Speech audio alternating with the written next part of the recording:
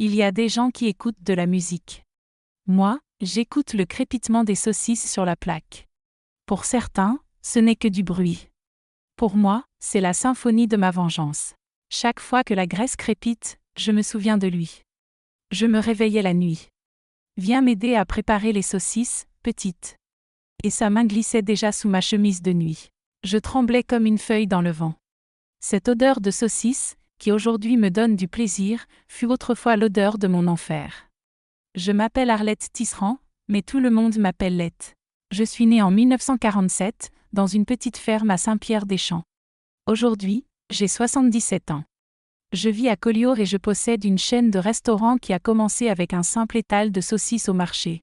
Ceux qui me voient aujourd'hui, fiers et accomplis, n'imaginent pas la vie de misère que j'ai traversée pour arriver jusqu'ici. De fillette abusée à femme d'affaires, le chemin fut long et épineux. Cette odeur de saucisse, qui m'apporte aujourd'hui de la joie, a un passé sombre. Et vous qui m'écoutez, peut-être en prenant votre café, racontez-moi dans les commentaires votre nom et d'où vous suivez cette histoire. J'aime imaginer ces visages de l'autre côté, écoutant cette vieille femme exorciser ses anciennes blessures. Il y a des histoires douloureuses à raconter, mais elles soulagent une fois sorties, comme un abcès qu'on perce. Les pires démons n'ont ni cornes ni queue. Ils ont des noms humains, des patronymes respectables et des poignées de main fermes. Mon démon s'appelait Marcel Voisin. C'était mon oncle, le frère de ma mère, propriétaire d'un bistrot à Carcassonne. Tout le monde le saluait dans la rue. Il aidait à la kermesse de l'église, prêtait de l'argent à ceux dans le besoin. Mais la nuit, dans la cuisine du bistrot, il devenait une autre personne. Son large sourire disparaissait. Son regard devenait lourd, plombé. Et ses mains semblaient avoir leur propre volonté. Elles s'immisçaient là où elles ne devaient pas, blessant ce qui était sacré. J'ai vécu assez de printemps pour savoir qu'on a parfois besoin de justice, pas de pardon. Ma justice, je l'ai servie chaude, à la température d'une plaque de bistrot, en faisant griller des saucisses jour après jour. Ça ne s'est pas fait en un jour. C'était un plat qui m'a pris plus de 15 ans à préparer, assaisonné de patience et de planification. Et quand je l'ai enfin servi, le goût était plus doux que le miel. Je suis née à une époque où une fille pauvre de la campagne n'avait pas beaucoup de choix. On venait au monde avec un destin presque tracé. Travailler au champ, se marier jeune, avoir des enfants, prier pour que la vieillesse ne soit pas trop dure. Ma mère, Juliette, que Dieu ait son âme, était fille d'institutrice et savait que l'éducation comptait. Même sans avoir beaucoup étudié, elle avait appris à lire et à écrire avec sa propre mère. Elle m'a enseigné mes premières lettres dès mon plus jeune âge. Je me souviens d'elle, assise avec moi sous le grand ulmier après le déjeuner, dessinant des lettres dans la terre avec un bâton. Elle me faisait répéter jusqu'à ce que je réussisse. Le savoir, personne ne peut te le prendre, ma petite, me disait-elle. Mon père, Joseph, était un homme silencieux mais travailleur. Il se levait avant le soleil pour s'occuper des champs. Pommes de terre, haricots, maïs, citrouilles. C'était peu, mais cela suffisait pour nous nourrir et vendre un peu au marché de Limoux de temps en temps. La vie était simple, mais douce. Ma mère faisait une soupe au pistou à se lécher les doigts. Quand l'hiver était clément et que les légumes frais abondaient, on mangeait jusqu'à être repu. J'ai pu étudier jusqu'à l'âge de 8 ans dans une petite école rurale. C'était de celles où l'on rassemblait des enfants de toute taille et de tous âges dans une seule pièce. Une institutrice enseignait à tout le monde en même temps. J'aimais ça. J'apprenais vite et je rêvais de devenir institutrice, comme Mademoiselle Baird. Mais la vie a une manière cruelle de bouleverser nos rêves quand on s'y attend le moins. C'était en 1955. J'avais 8 ans. Mes parents étaient partis au grand marché de Limoux pour vendre quelques poules et des kilos de haricots. Ils étaient montés dans un de ces camions qui transportaient ouvriers et marchandises, serrés parmi beaucoup d'autres. Au retour, le chauffeur, que l'on apprendra plus tard être ivre, a perdu le contrôle dans un virage. Le camion s'est renversé. Presque tout le monde est mort. Mes parents parmi eux. J'ai appris la nouvelle quand le compère de mon père est arrivé chez nous, chapeau à la main, regard fuyant. « Petite, un malheur est arrivé », a-t-il dit. Un jour, j'avais un père et une mère. Le lendemain, j'étais orpheline. Imagine comme je me suis sentie, ma chérie. Comme il n'y avait pas d'autres proches, on m'a envoyé vivre avec le seul parent restant, le frère de ma mère, mon oncle Marcel, à Carcassonne. Je ne le connaissais presque pas. Je ne l'avais vu que 2 ou 3 fois, quand il venait nous rendre visite à la campagne. Je me souviens avoir rangé mes affaires dans un petit baluchon. Je n'avais presque rien de toute façon. Puis je suis montée dans un bus avec la femme du compère de mon père. J'ai pleuré tout le voyage, terrorisée par l'inconnu. Carcassonne était un autre monde. Quand je suis arrivée, j'étais effrayée. Je n'avais jamais vu autant de mouvements, autant de bruit, autant de gens rassemblés. Les halles, où se trouvait le bistrot de mon oncle, étaient un chaos de couleurs, d'odeurs et de voix criant pour vendre de tout, viande, poisson, farine, herbes, vêtements, babioles. Le bistrot de l'oncle Marcel était à un coin des halles, un endroit bien connu. Les saucisses de Marcel, c'est ainsi qu'on appelait l'endroit, même si l'enseigne portait un autre nom. Il était célèbre pour sa saucisse maison, avec un assaisonnement spécial que lui seul savait préparer. Des gens venaient de loin juste pour en goûter. Mon oncle m'a accueilli avec un large sourire, une tape dans le dos, parlant fort aux clients. « Voici ma nièce, la pauvre petite, elle a perdu ses parents. Maintenant, je suis sa famille. » Tout le monde me regardait avec pitié, me caressant la tête. Au début, il semblait être quelqu'un de bien. Il m'a montré une petite chambre à l'arrière du bistrot où je dormirais. Il m'a donné à manger, des vêtements propres, même une paire de sandales neuves. Il m'a expliqué que je pouvais continuer à étudier, mais que je devais aussi aider au bistrot. Après tout, un service en vaut un autre, disait-il. J'ai trouvé ça normal. J'ai commencé par des tâches simples, balayer le sol, laver les verres, nettoyer les tables. C'était beaucoup pour une fille de 8 ans, mais je pensais que c'était ainsi que la vie fonctionnait. Avec le temps, j'ai appris d'autres choses, servir la bière aux clients, prendre les commandes, faire la vaisselle. L'école est peu à peu passée au second plan. D'abord, je manquais un jour par semaine pour aider quand il y avait plus de monde, puis 2, et finalement, des mois ont passé sans que je mette les pieds en classe. À 10 ans, mon oncle a décrété que ce n'était plus possible. L'école est un luxe, petite. Tu dois travailler à plein temps. Nous devons manger, m'a-t-il dit. C'est à cette époque que j'ai rencontré celle qui allait devenir mon sauveur, ma mentor, Germaine Lefort. C'était la cuisinière du bistrot, une femme dans la cinquantaine, solide et autoritaire quand il le fallait, mais avec un cœur tendre comme une brioche encore chaude. Elle faisait presque tout le travail, mais c'était mon oncle qui récoltait les louanges. « Où est Marcel ?» demandaient les clients. « Je veux le féliciter pour cette merveilleuse cuisine. » Et il souriait, remerciant, sans jamais mentionner que c'était Germaine qui faisait toute la magie. Dès le premier jour, Germaine m'a prise sous son aile. Elle voyait que j'étais une petite fille perdue et a commencé à m'enseigner non seulement la cuisine, mais aussi à survivre. « Fais attention, petite », me disait-elle doucement, en me montrant comment couper les oignons sans pleurer. Dans ce monde, une femme doit savoir se défendre. Aucun homme ne te protégera si tu n'apprends pas à te protéger toi-même. À l'époque, je ne comprenais pas encore toute la portée de ces paroles. Mais ce n'était que le début. C'est Germaine qui m'a vraiment appris à lire, utilisant les étiquettes des boîtes et bouteilles du garde-manger, les menus du bistrot, et les vieilles recettes qu'elle gardait dans un carnet usé. Nous faisions tout en cachette, entre 2 tâches, car mon oncle n'appréciait pas. À quoi une fille a-t-elle besoin de lire ? Elle va se croire plus maligne et ensuite ne plus vouloir travailler, grognait-il s'il nous surprenait avec un papier à la main. Quand j'ai eu 12 ans, Germaine m'a appelée dans un coin de la cuisine. Elle a regardé autour d'elle pour s'assurer que personne ne nous voyait, puis a sorti de son tablier un petit paquet enveloppé dans du tissu. À l'intérieur, il y avait un couteau. Pas un simple couteau de table. C'était un couteau de chef français, manche en bois foncé, lame large et tranchante, qui brillait même dans la lumière faible de la cuisine. Il appartenait à ma grand-mère, m'a-t-elle dit, qui était cuisinière dans une grande maison bourgeoise. Il est passé à ma mère, puis à toi. Maintenant, il est à toi. Je ne comprenais pas pourquoi elle me confiait un cadeau si précieux. Une femme doit avoir ses propres outils, continua-t-elle, le regard sérieux. Parce que personne ne te donnera jamais rien gratuitement dans cette vie. Garde-le bien caché. Un jour, tu en auras besoin. J'ai donc caché le couteau dans un trou que j'avais fait sous une planche décrochée de ma petite chambre. À ce moment-là, je ne savais pas encore que ce simple couteau allait changer ma vie d'une manière que même Germaine n'aurait pu imaginer. C'est aussi à cette époque que j'ai commencé à remarquer des changements dans le comportement de mon oncle Marcel à mon égard. Avant, il semblait à peine remarquer que j'existais, sauf pour me donner des ordres ou me réprimander. Mais soudain, j'étais visible. Ses yeux me suivaient partout dans le bistrot, s'attardant sur des parties de mon corps que moi-même je ne voyais presque pas. Je devenais une jeune fille, et lui le voyait avant moi. D'abord ce furent des regards, puis des commentaires qui me faisaient rougir de honte. « Tu deviens une jolie jeune fille, hein ?» disait-il devant les clients, qui éclataient de rire. « Celle-là va donner du fil à retordre quand elle grandira un peu plus. » Je faisais semblant de ne pas entendre, baissais la tête et continuais à travailler.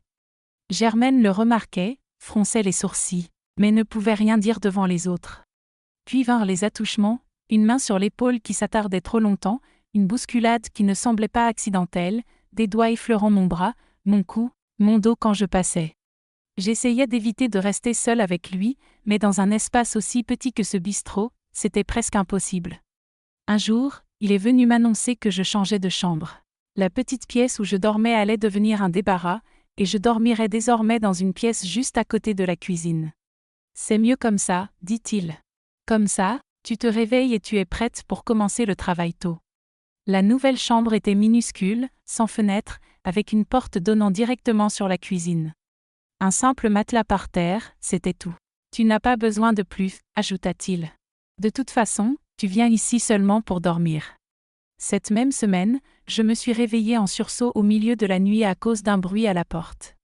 C'était lui. « Lève-toi, dit-il doucement mais fermement.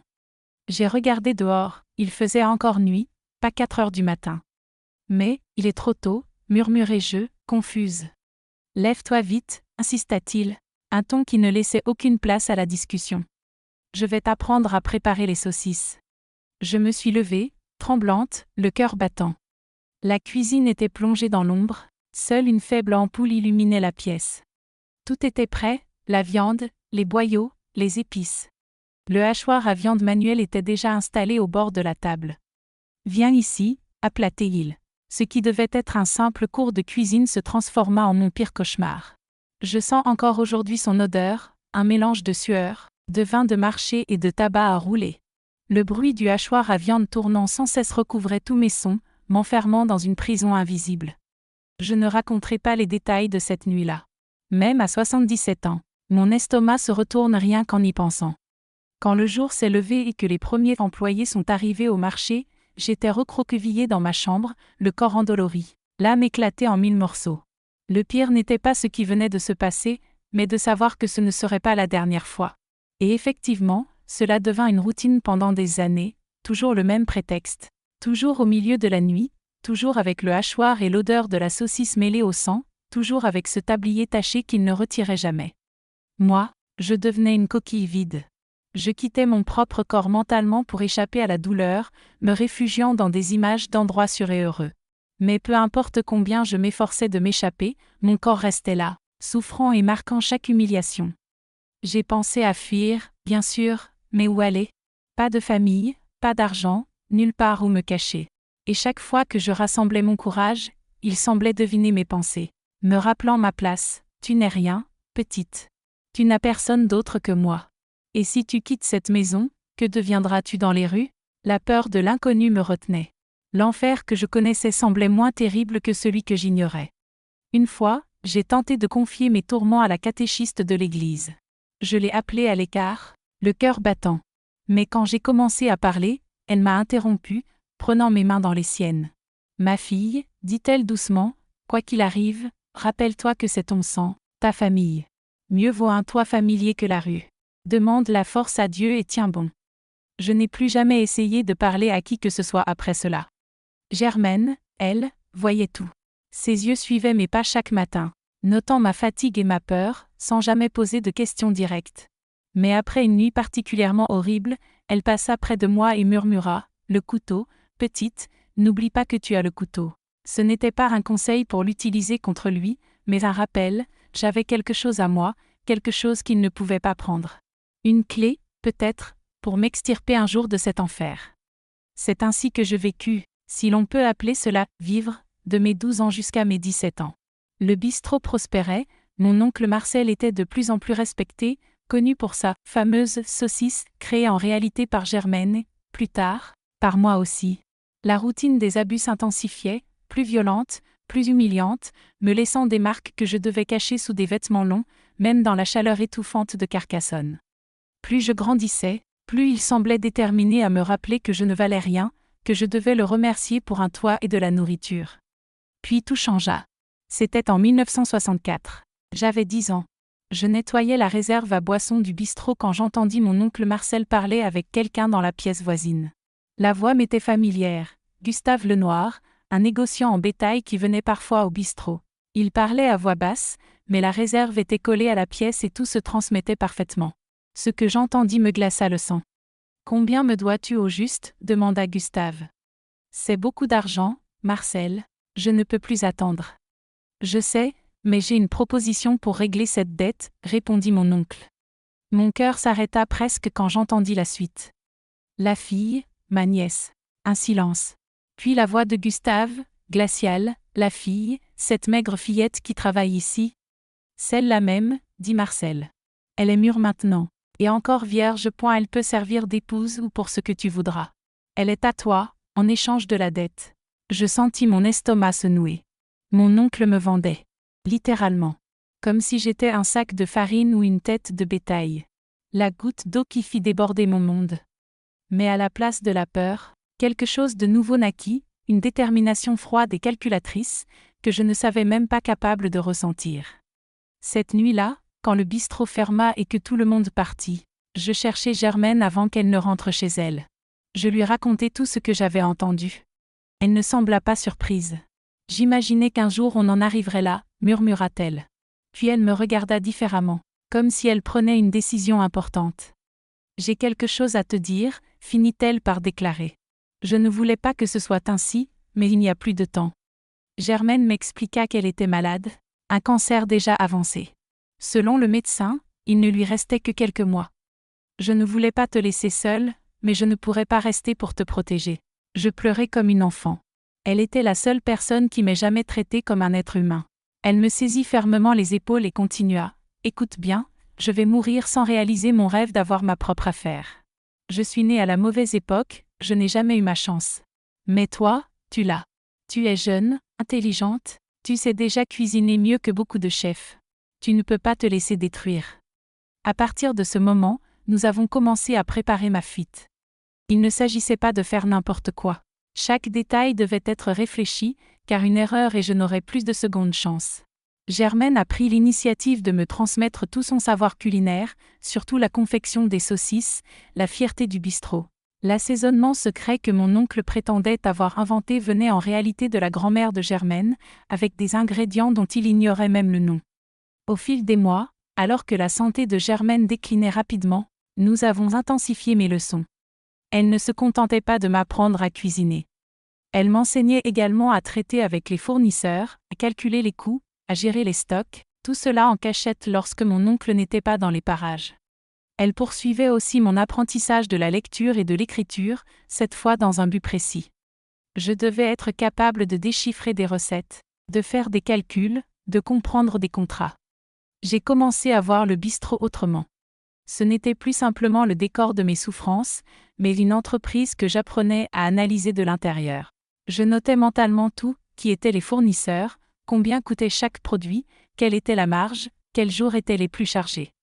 Quand je le pouvais, je consignais tout dans un petit carnet que je cachais, avec le couteau, sous une planche détachée.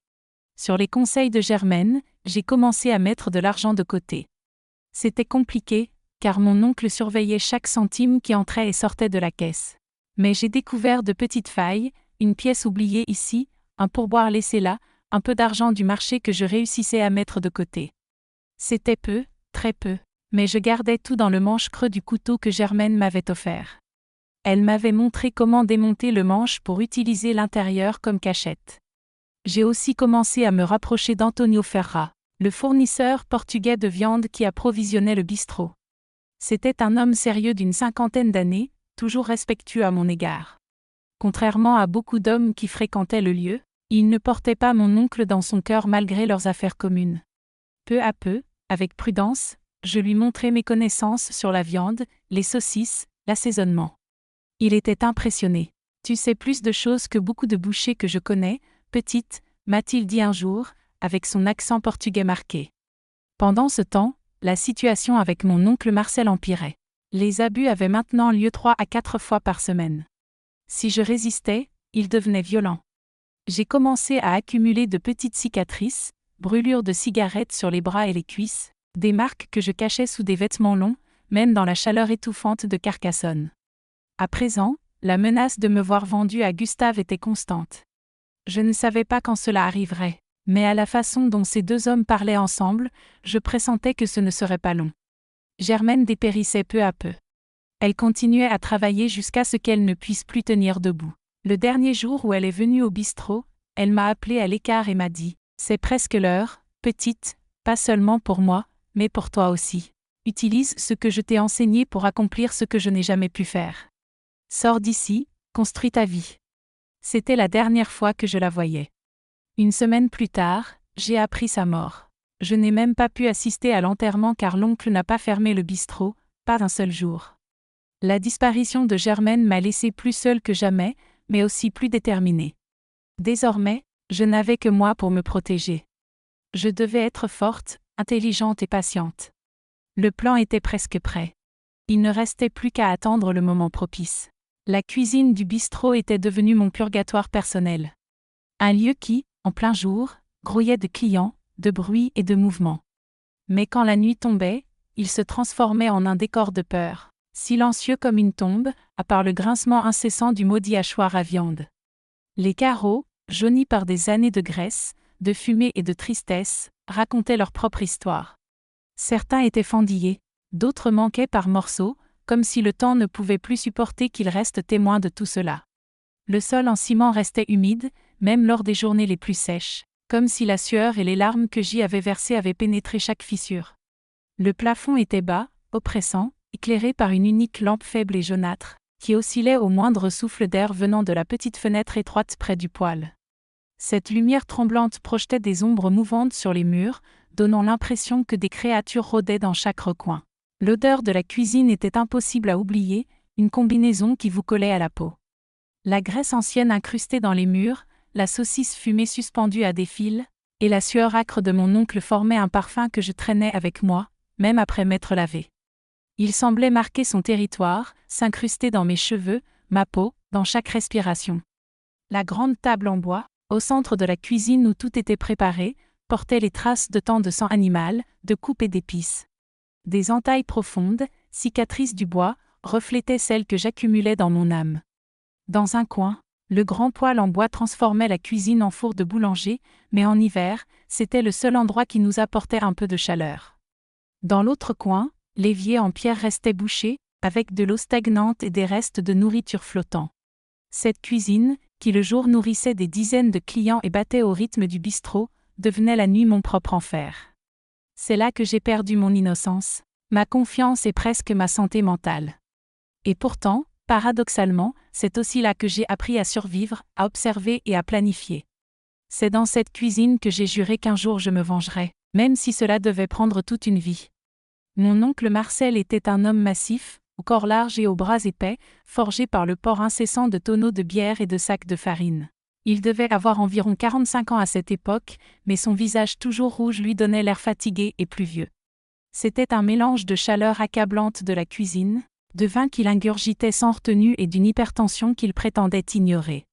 Sa barbe était négligée, rude comme du papier de verre, rasant ma peau à chaque proximité.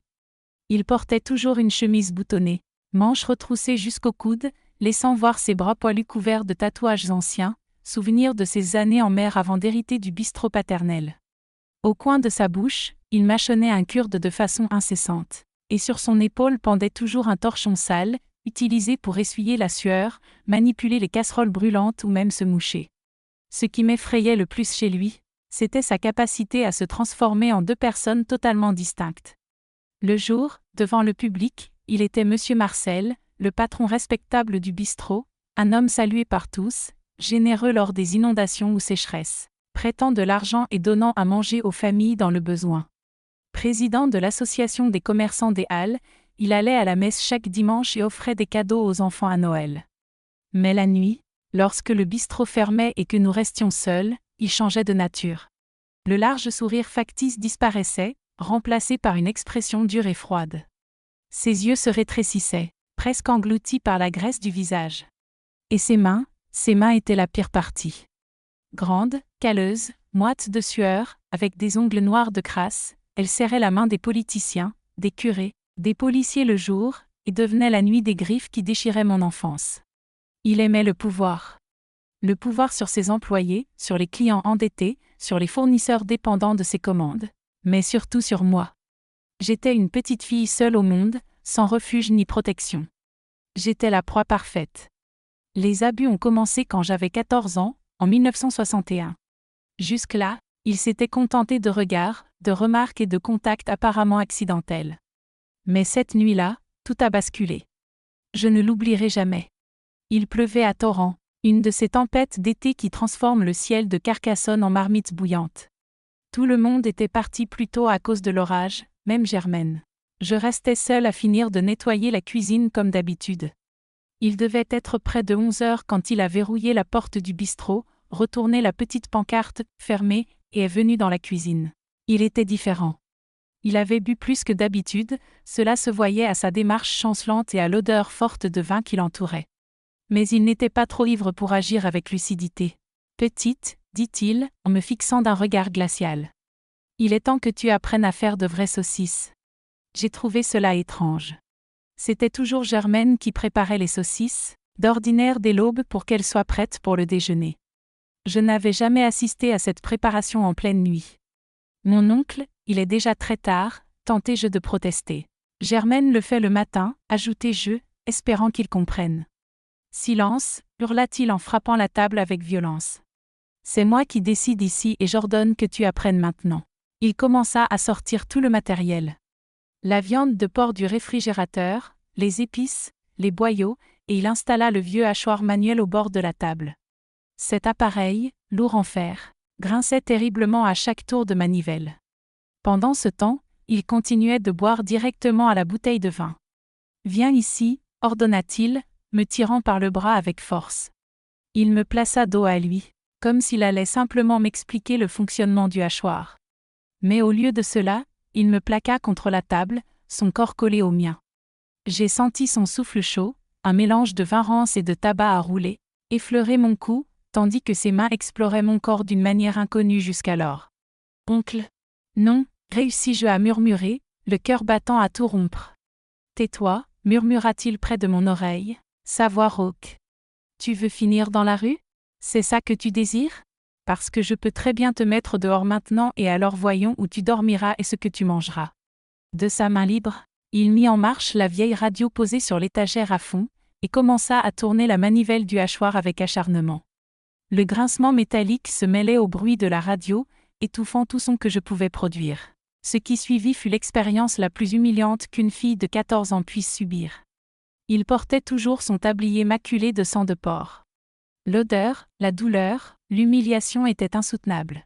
Je fermai les yeux si fort que je voyais des étoiles, cherchant à m'évader dans mon esprit, loin de la cuisine, de la table, de cet homme. Quand cela fut enfin terminé, il réajusta ses vêtements, but une autre gorgée de vin et dit, comme si rien ne s'était passé, « Maintenant, tu commences à payer pour le toit et la nourriture que je t'offre depuis des années. Demain, la leçon continue. » Puis il s'éloigna, me laissant là, brisé, sur le sol froid. Je passai la nuit à trembler, à pleurer doucement pour ne pas être entendu, redoutant son retour. Je ne savais pas quoi faire, à qui me confier, ou fuir. Je me sentais sale, utilisée, moins qu'humaine. À l'aube, je me lavai plusieurs fois le visage, tentant de chasser cette sensation collante et répugnante qui semblait incrustée dans ma peau. Mais elle ne disparaissait pas. Elle ne disparaîtra jamais complètement. Le plus cruel fut de comprendre que ce n'était pas un cauchemar isolé, mais le début d'une nouvelle réalité. Après cette nuit-là, cela devint la routine. 2 ou 3 fois par semaine, toujours sous le même prétexte, viens m'aider à préparer les saucisses. Toujours au milieu de la nuit, quand personne ne pouvait voir ni entendre. Toujours avec la radio à plein volume et le hachoir en marche pour étouffer mes cris. Et le silence. Le silence des autres était presque aussi insupportable que les abus eux-mêmes. Personne ne devait savoir, personne ne pouvait se douter. Je voyais tout dans les yeux des employés les plus anciens. Ils savaient, Juliette la nettoyeuse qui arrivait tôt le matin voyait mes cernes, mon air effrayé. Pierre, le porteur, m'avait déjà trouvé une fois en larmes, caché derrière la réserve. Monsieur Martin, du stand de légumes, m'avait vu une autre fois lorsque l'oncle me tirait à l'intérieur du bistrot alors que je traînais dehors. Il savait, mais faisait semblant de ne rien voir. Certains avaient peur de perdre leur emploi, d'autres pensaient qu'une histoire de famille ne les concernait pas.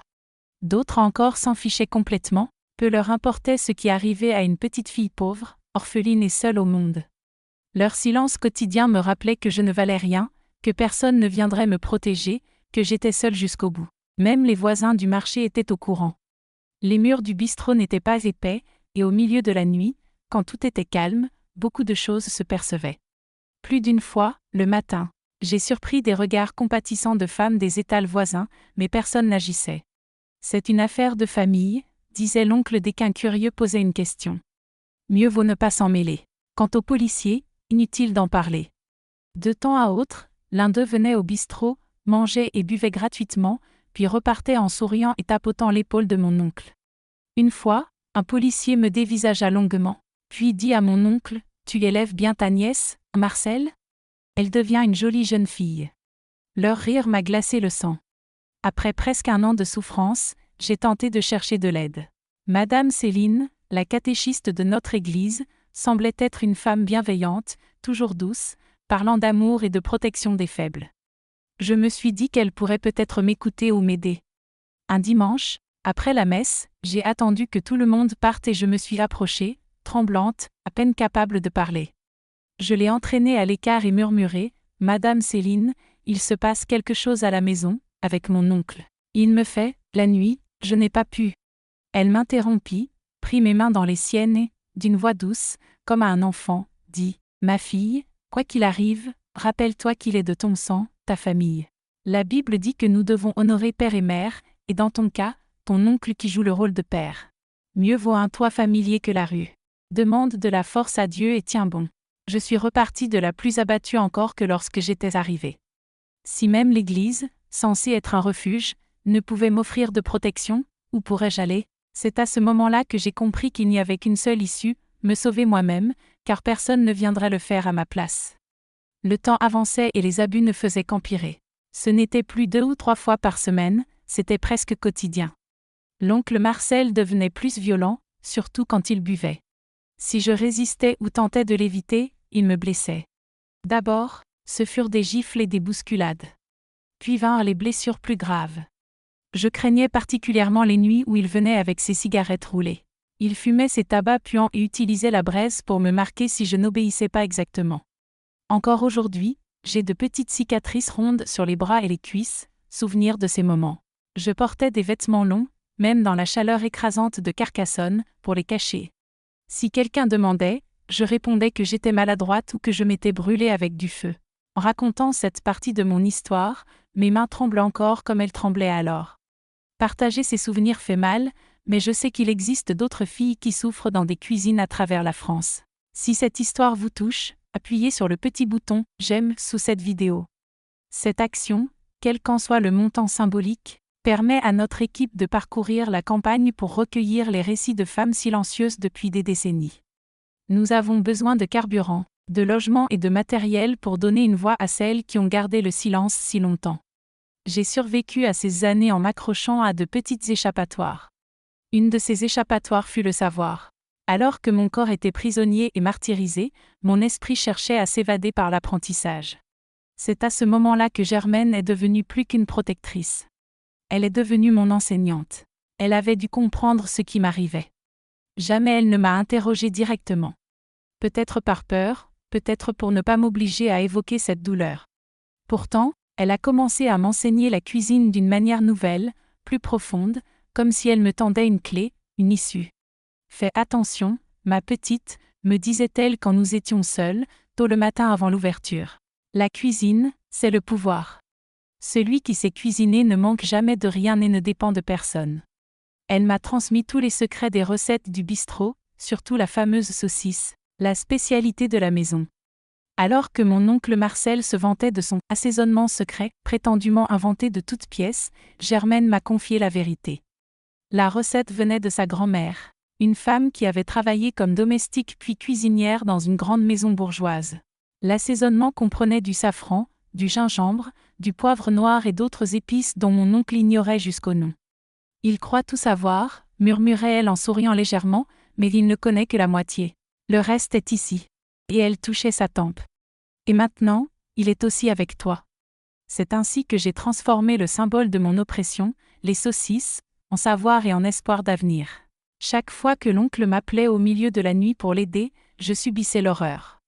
Mais aux côtés de Germaine, j'apprenais à choisir la viande, ajuster le pourcentage de gras, doser les épices, remplir les boyaux sans les faire éclater, fumer à point. Elle m'a aussi enseigné d'autres compétences. Comment calculer le coût d'un plat, fixer un prix pour obtenir un profit, négocier avec les fournisseurs, gérer les stocks. Germaine ne se contentait pas de cuisiner. Elle comprenait les affaires, même si jamais elle n'avait eu sa propre entreprise. Et elle me transmettait ce savoir comme on lègue un trésor. Quand je n'étais pas avec elle, je profitais de chaque minute libre, rare, pour étudier seule. Je lisais tout ce qui me tombait sous la main. L'une de ces échappatoires fut la connaissance. Alors que mon corps était prisonnier et martyrisé, mon esprit cherchait sa liberté dans l'apprentissage. C'est là que Germaine est devenue plus qu'une protectrice. Elle est devenue mon enseignante. Elle avait dû comprendre ce qui m'arrivait. Jamais elle ne m'a interrogé directement. Peut-être par peur, peut-être pour ne pas m'obliger à révéler cette douleur. Pourtant, elle a commencé à m'enseigner la cuisine d'une manière nouvelle, plus profonde, comme si elle me tendait une clé, une issue. Fais attention, petite, me disait-elle quand nous étions seuls dans la cuisine, avant que le service ne commence. La cuisine, c'est le pouvoir. Celui qui sait cuisiner ne souffre jamais de la faim et ne dépend de personne. Elle m'a transmis tous les secrets des recettes du bistrot, surtout la fameuse saucisse, la spécialité de la maison. Alors que mon oncle Marcel se vantait que son assaisonnement spécial était une invention personnelle, Germaine m'a confié la vérité. La recette venait de sa grand-mère, qui avait été domestique puis cuisinière dans une grande maison bourgeoise. L'assaisonnement contenait du safran, du gingembre, du poivre noir et d'autres ingrédients dont l'oncle ignorait jusqu'au nom. Il croit tout savoir, murmurait-elle en souriant légèrement, mais il ne connaît que la moitié. Le reste est ici, et elle touchait sa tempe. Et maintenant, il est aussi avec toi. Ainsi, j'ai transformé le symbole de mon oppression, les saucisses, en savoir et en perspective d'avenir. Chaque fois que l'oncle m'appelait au milieu de la nuit pour l'aider, je subissais l'horreur.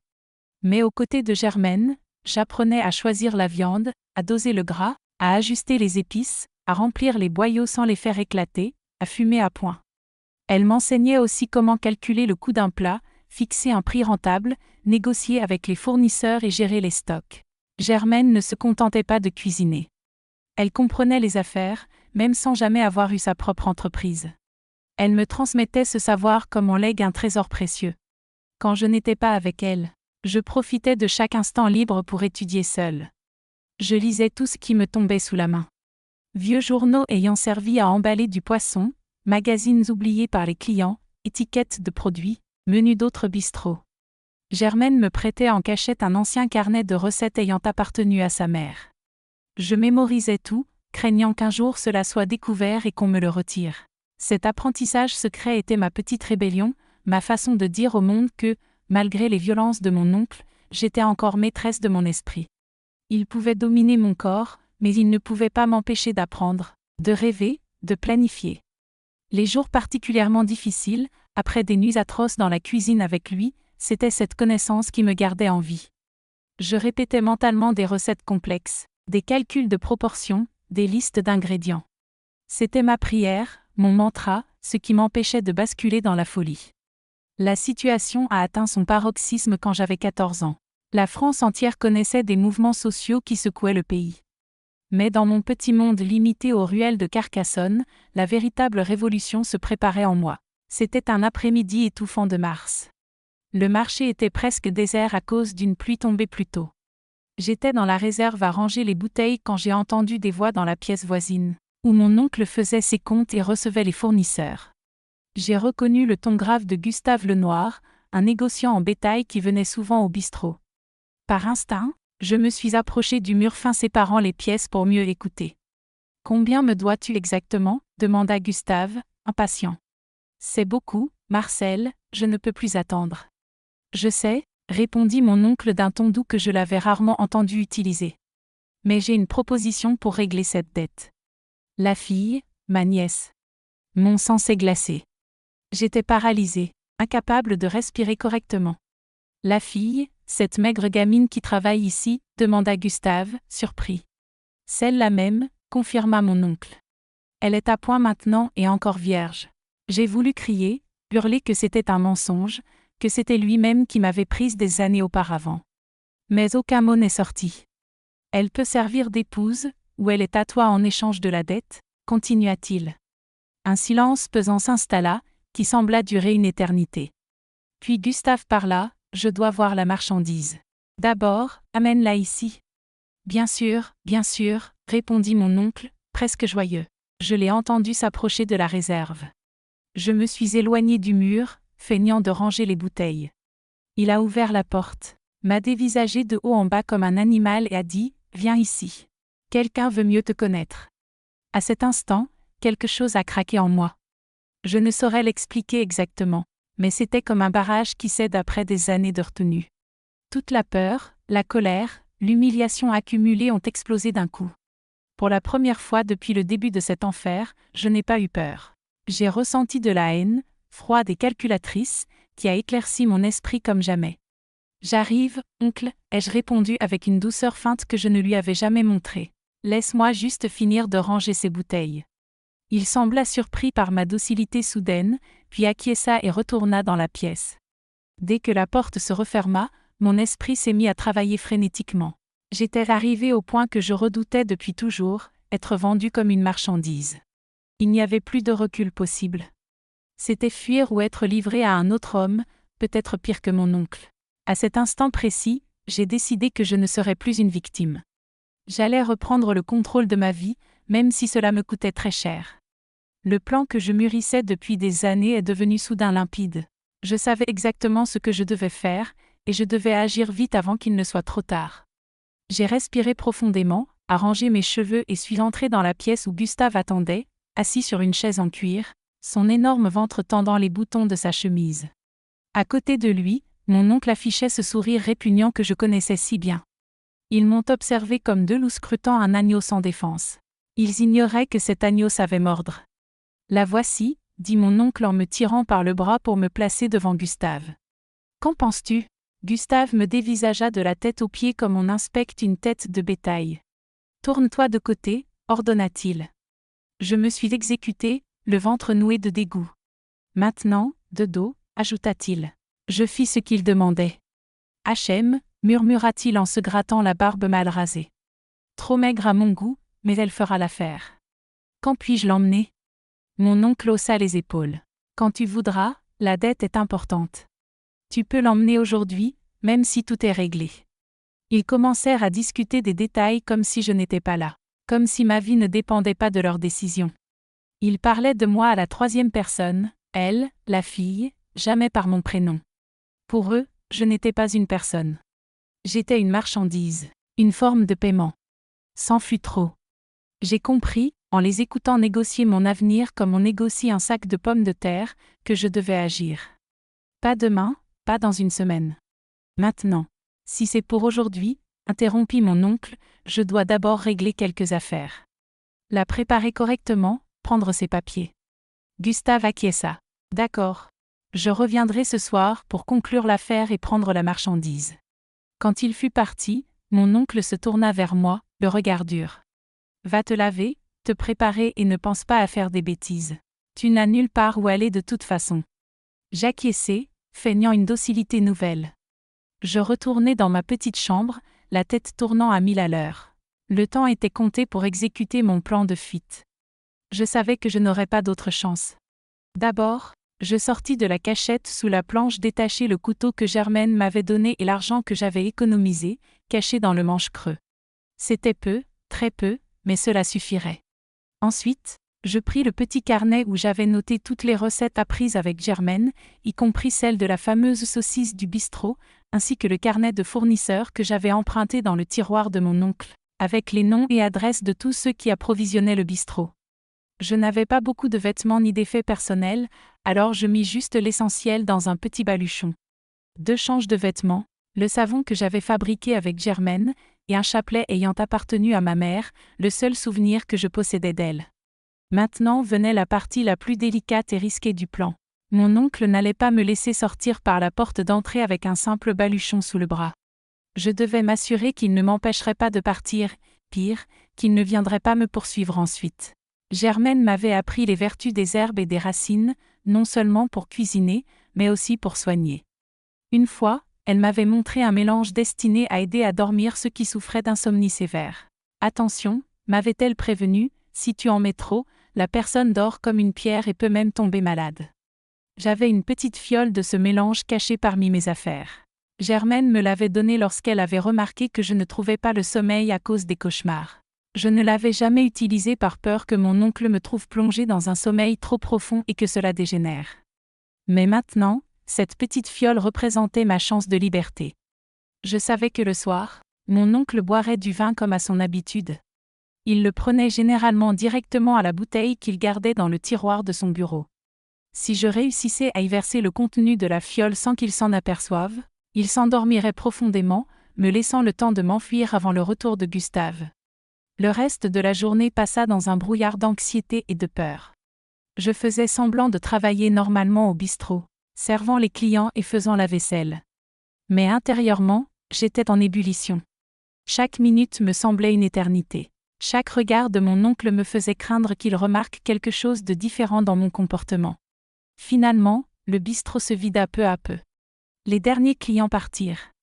Mon oncle verrouilla la porte, retourna la pancarte fermée et s'installa dans son bureau, attendant Gustave qui avait promis de revenir à minuit. C'était ma chance. Le cœur battant si fort que j'avais l'impression qu'il l'entendait, j'entrai dans le bureau avec une tasse de café.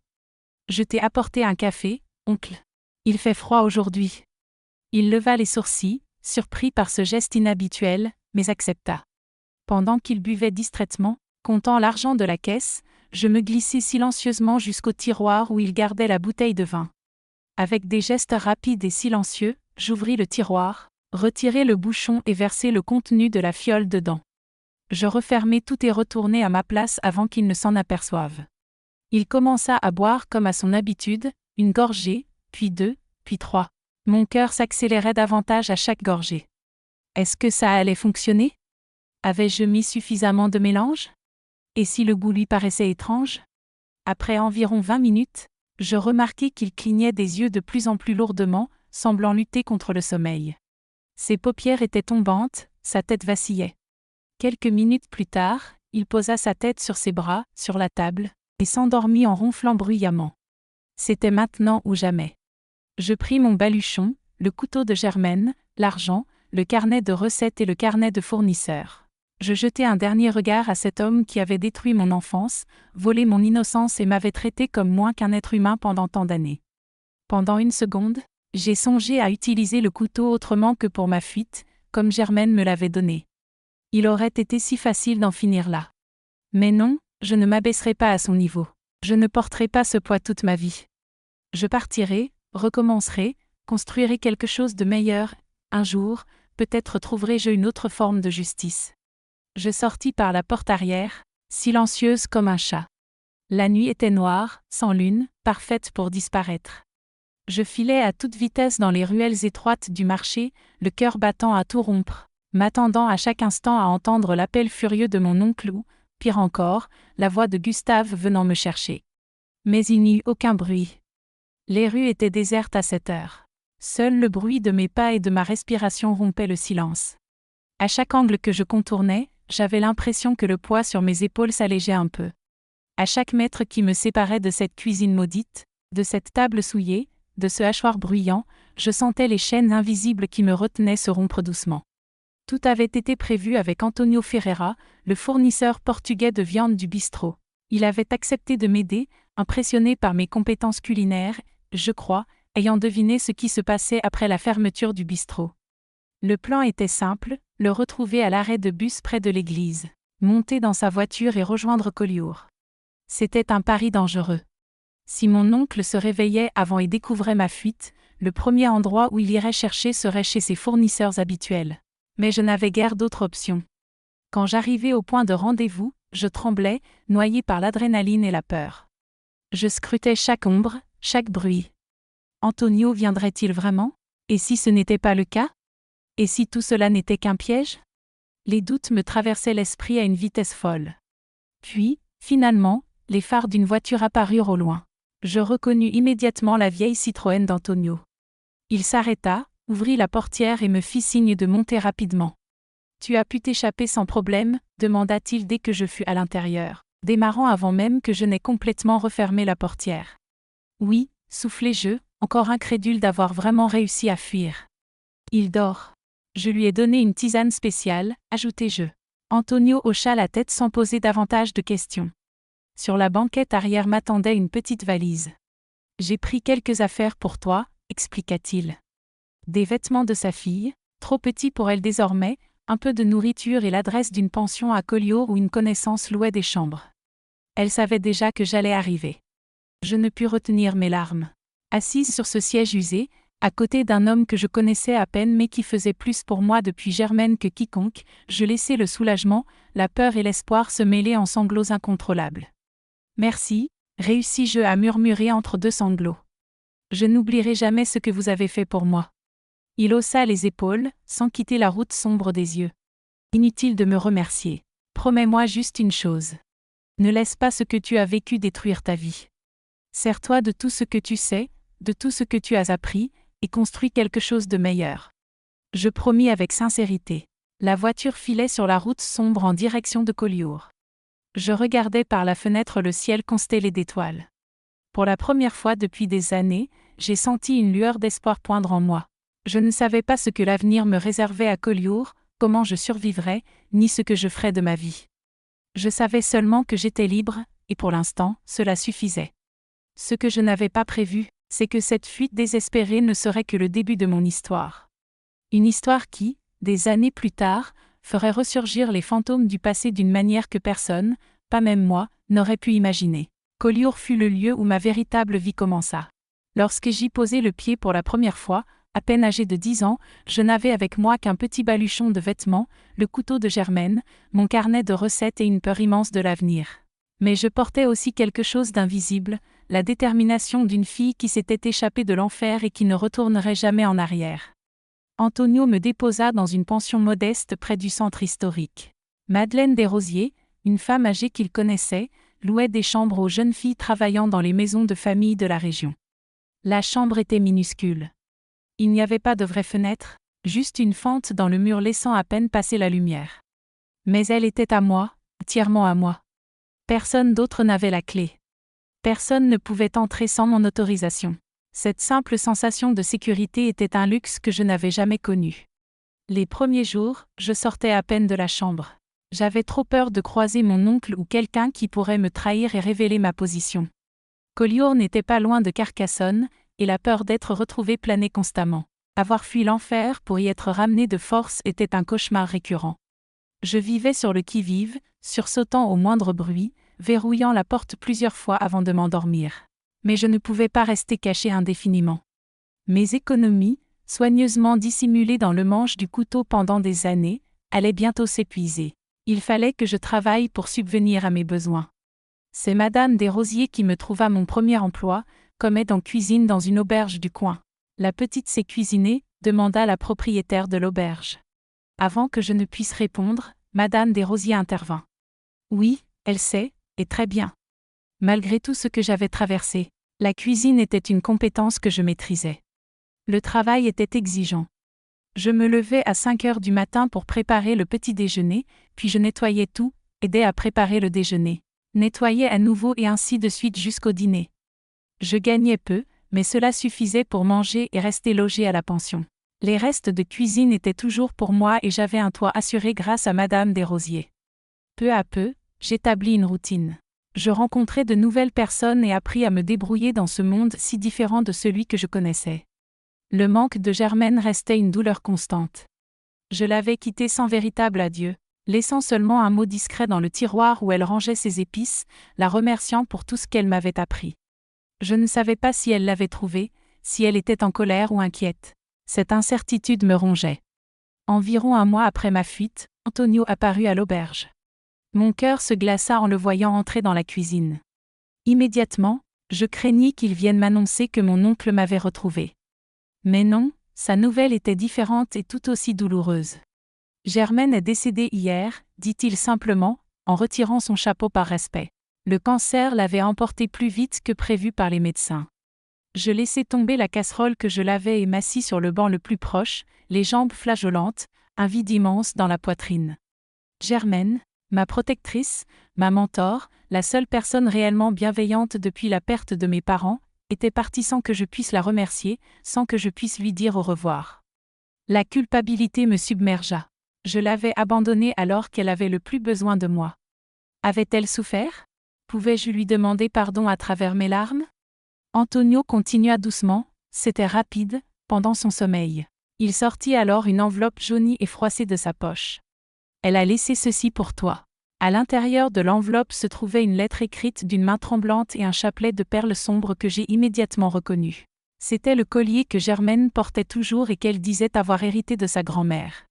La lettre était brève, tracée avec difficulté par quelqu'un dont la force s'éteignait visiblement. Petite, si tu lis ceci, c'est que tu as réussi à t'échapper et que je ne suis plus là. Ne te sens pas coupable. Tu as fait ce que tu devais faire. Je vais mourir sans avoir pu réaliser mon rêve d'avoir ma propre affaire. Mais toi, tu as encore ta chance. Utilise ce que je t'ai appris pour accomplir ce que je n'ai jamais pu faire. Le chapelet est là pour te protéger, comme il a protégé ma grand-mère lorsqu'elle a fui la maison où elle était domestique. Il te donnera de la force quand tu en auras besoin. C'est maintenant ton tour de vivre. Avec toute mon affection, Germaine. Je pleurai jusqu'à ce que mes larmes s'épuisent, serrant le chapelet comme si je tenais Germaine elle-même entre mes mains. C'était le seul objet matériel qu'il me restait d'elle, la seule preuve qu'elle avait existé et qu'elle avait réellement pris soin de moi. Je le passai autour de mon cou ce jour-là et ne l'enlevai jamais depuis. La mort de Germaine, au lieu de m'écraser, alluma une flamme nouvelle en moi. Je ne pouvais pas laisser son sacrifice, tout ce qu'elle m'avait transmis, disparaître avec elle. Je devais honorer sa mémoire en mettant en pratique ses enseignements et en construisant ce qu'elle n'avait jamais pu avoir. C'est ainsi que je commençai à approfondir mon apprentissage. Je n'avais plus personne pour m'enseigner, alors je devais apprendre seul. Pendant mes rares moments de repos, je lisais tout ce que je pouvais trouver, livres de recettes, manuels de cuisine, journaux parlant de restaurants. Je sollicitais les cuisinières plus âgées de l'auberge pour qu'elles m'apprennent des techniques inconnues. J'observais, je questionnais, je testais. Mon petit carnet de recettes, celui que j'avais apporté depuis l'époque du bistrot de mon oncle, se remplissait rapidement de notes dans les marges, d'adaptations personnelles et de nouvelles astuces apprises au quotidien. Je le gardais précieusement comme je protégeais le couteau de Germaine. La recette de la fameuse saucisse restait mon atout principal. Je savais qu'elle était unique, que personne ne connaissait l'assaisonnement secret à part Germaine et moi. Même mon oncle ignorait la moitié du secret. Pendant mon travail à l'auberge, je profitais de mes moments libres pour préparer des saucisses, utilisant la cuisine de Madame Desrosiers avec son accord. Je les vendais aux autres jeunes filles de la pension, aux voisins ou aux cuisinières qui les emportaient chez elles. C'était modeste financièrement, mais c'était un début. Je comprenais rapidement que maîtriser la cuisine ne suffisait pas. Si je voulais un jour avoir ma propre affaire, comme Germaine l'avait rêvé sans pouvoir la réaliser, il me fallait apprendre davantage. Comment gérer l'argent, traiter avec les fournisseurs, calculer les prix, tenir une comptabilité et enregistrer un commerce. Pour cela, j'eus l'aide inattendue de José Machado, un chef portugais possédant un petit restaurant réputé dans le centre historique de Collioure. Il était ami avec Antonio et m'avait été présenté lorsque je venais acheter de la viande pour mes saucisses. José était un homme dans la cinquantaine, veuf, mais au cœur généreux. La première fois qu'il goûta ma saucisse, il écarquilla les yeux et dit, avec son accent marqué, « Qui t'a appris à faire ça, petite?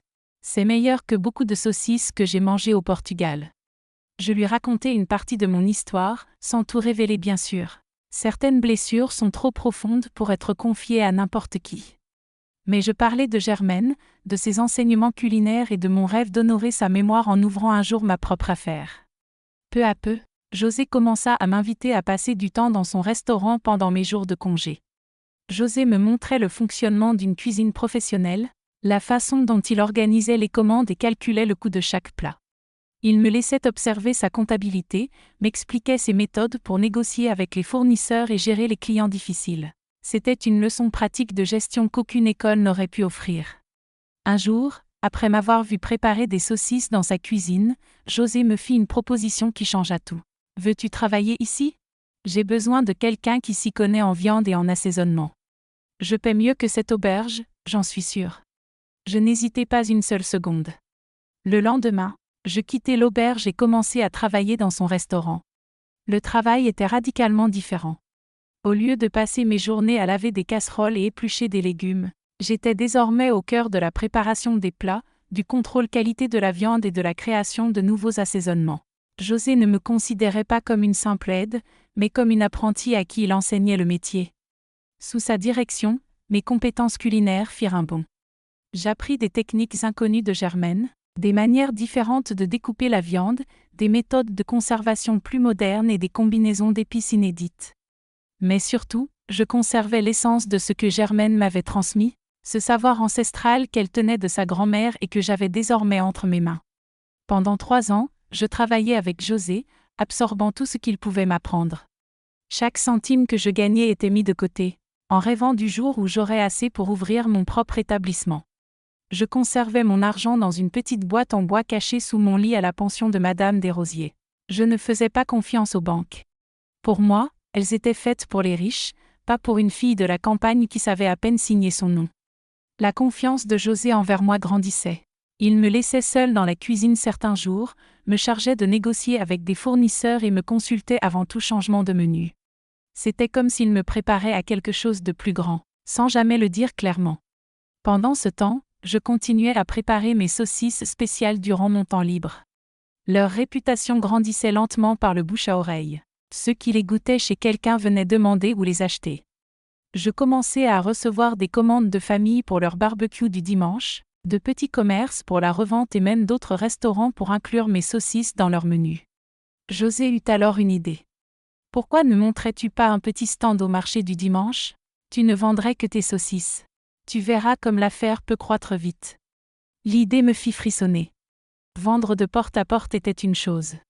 Mais s'exposer au marché, où n'importe qui pouvait me voir, y compris quelqu'un qui connaîtrait mon oncle et pourrait lui révéler où je me trouvais, était une toute autre affaire.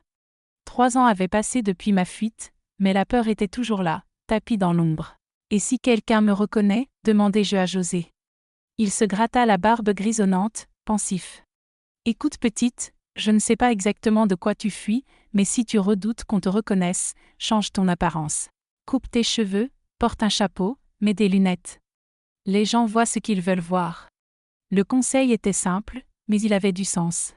Cette même semaine, je coupai mes cheveux très courts, un geste que je n'aurais jamais osé auparavant. J'achetai une paire de lunettes sans correction et un grand chapeau de paille pour cacher une partie de mon visage. En me regardant dans le miroir fêlé de ma chambre, je faillis ne pas me reconnaître. Je n'étais plus la petite fille effrayée du bistrot de Carcassonne. J'étais quelqu'un d'autre. Avec l'aide de José et en utilisant mes économies, j'achetai le matériel pour installer un petit stand au marché du dimanche à Collioure. Une simple table, un réchaud à charbon, une plaque en métal et un tabouret. Tout le reste importait peu.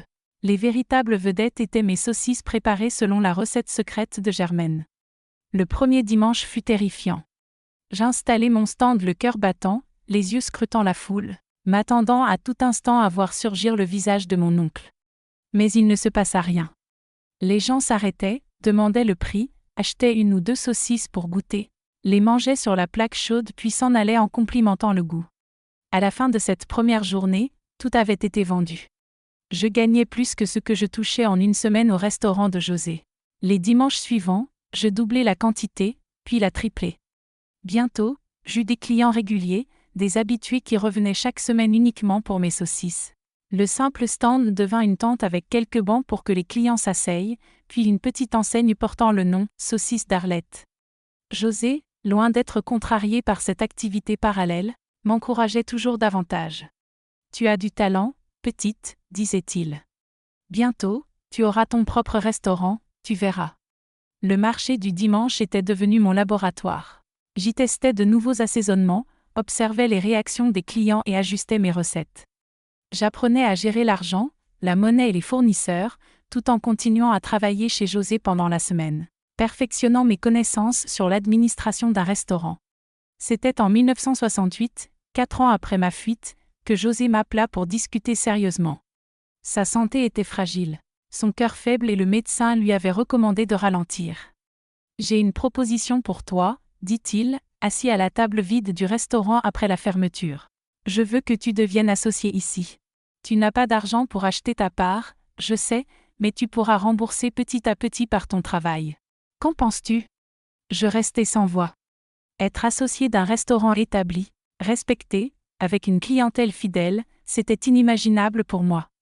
Pourtant, une part de moi hésitait encore. « Êtes-vous sûr ? demandai-je. Je suis très jeune et je n'ai pas d'expérience dans la gestion d'une affaire de cette taille. José sourit. Tu as plus d'expérience que tu ne le crois.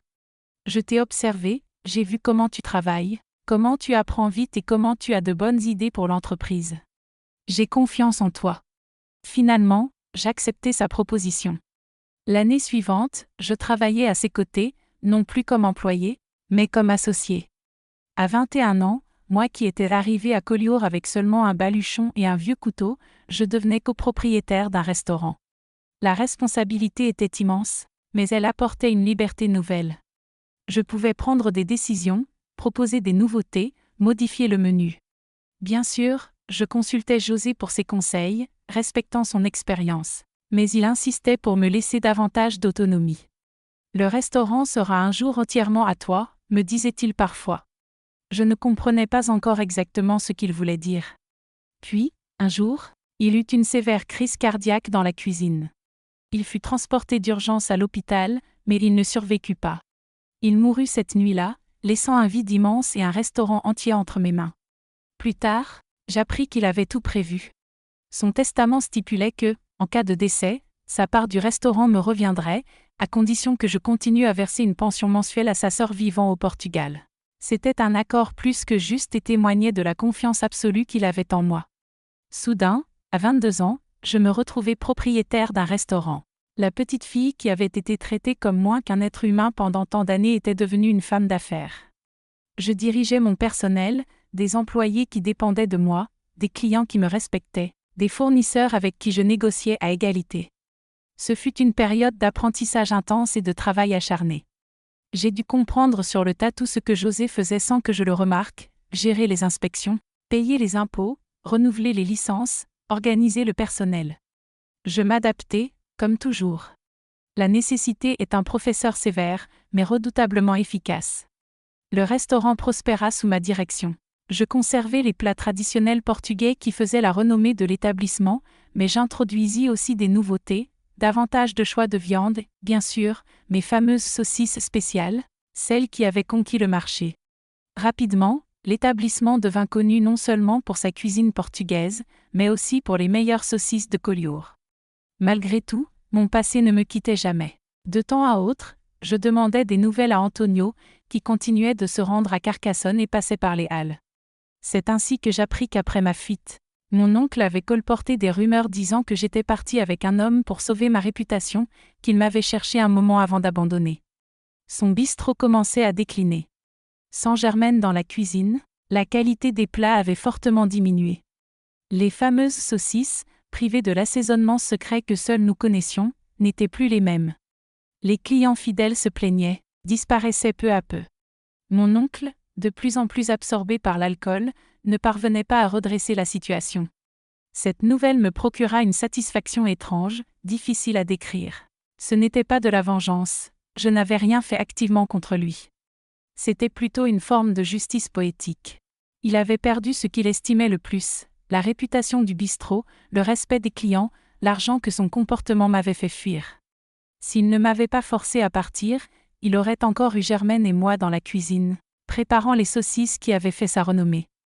Tandis que son bistrot dépérissait à Carcassonne, mon restaurant à Collioure prospérait. En 1972, 8 ans après ma fuite, j'avais acquis un terrain plus grand et construit un restaurant spacieux, doté d'une cuisine moderne et d'une salle aérée. Je conservais le nom que José avait donné au lieu, le bistrot de José, en hommage à lui. Mais dans la ville, tout le monde l'appelait déjà le restaurant d'Arlette. À ce stade, j'avais abandonné le déguisement des lunettes et du chapeau. Je n'avais plus peur d'être reconnu. Le temps avait changé mon apparence et le succès m'avait donné une assurance qui rendait méconnaissable celle qui avait été la petite fille terrifiée. Je n'avais jamais eu pour intention de me venger de mon oncle. Mon objectif était simple, survivre, bâtir une vie digne, concrétiser le rêve que Germaine n'avait jamais pu réaliser. Pourtant, le destin a son sens de l'humour. Il finit toujours par créer des situations que l'on n'aurait jamais imaginées. Maintenant, je voulais tester qui avait l'estomac solide. Je voulais voir qui oserait appuyer sur le bouton « J'aime ». Après tout, j'avais consacré plus de 15 ans de ma vie à préparer le plat parfait de la vengeance, servi froid. C'est facile de juger quand on n'a jamais connu la fin de justice. Vous, qui êtes arrivé jusqu'ici, aurez-vous le courage d'aimer l'histoire d'une vieille femme qui a utilisé la même cuillère qu'on avait employée pour la blesser? Montrez-le en levant ce pouce. C'est à ce moment-là que le passé frappa à ma porte de manière inattendue. Antonio, toujours mon fournisseur de viande et mon ami fidèle, arriva au restaurant avec une nouvelle qui me laissa sans voix. Le bistrot de mon oncle était à vendre. Noyé sous les dettes, avec des clients de moins en moins nombreux et des fournisseurs exigeant paiement d'avance, Marcel était contraint de céder l'endroit qu'il avait hérité de son père, le lieu où j'avais enduré tant de souffrances. Je restais figé, fixant Antonio, incapable de trouver mes mots, incapable de comprendre ce que je ressentais. Colère, satisfaction, peur, toutes ces émotions se mélangeaient dans ma poitrine. « Et que comptez-vous faire de cette information » demanda Antonio, ses petits yeux vifs semblant sonder mon âme. Je ne répondis pas tout de suite. J'avais besoin de digérer, de réfléchir, mais une idée commençait à germer dans mon esprit. Une idée qui, des années auparavant, aurait été impensable.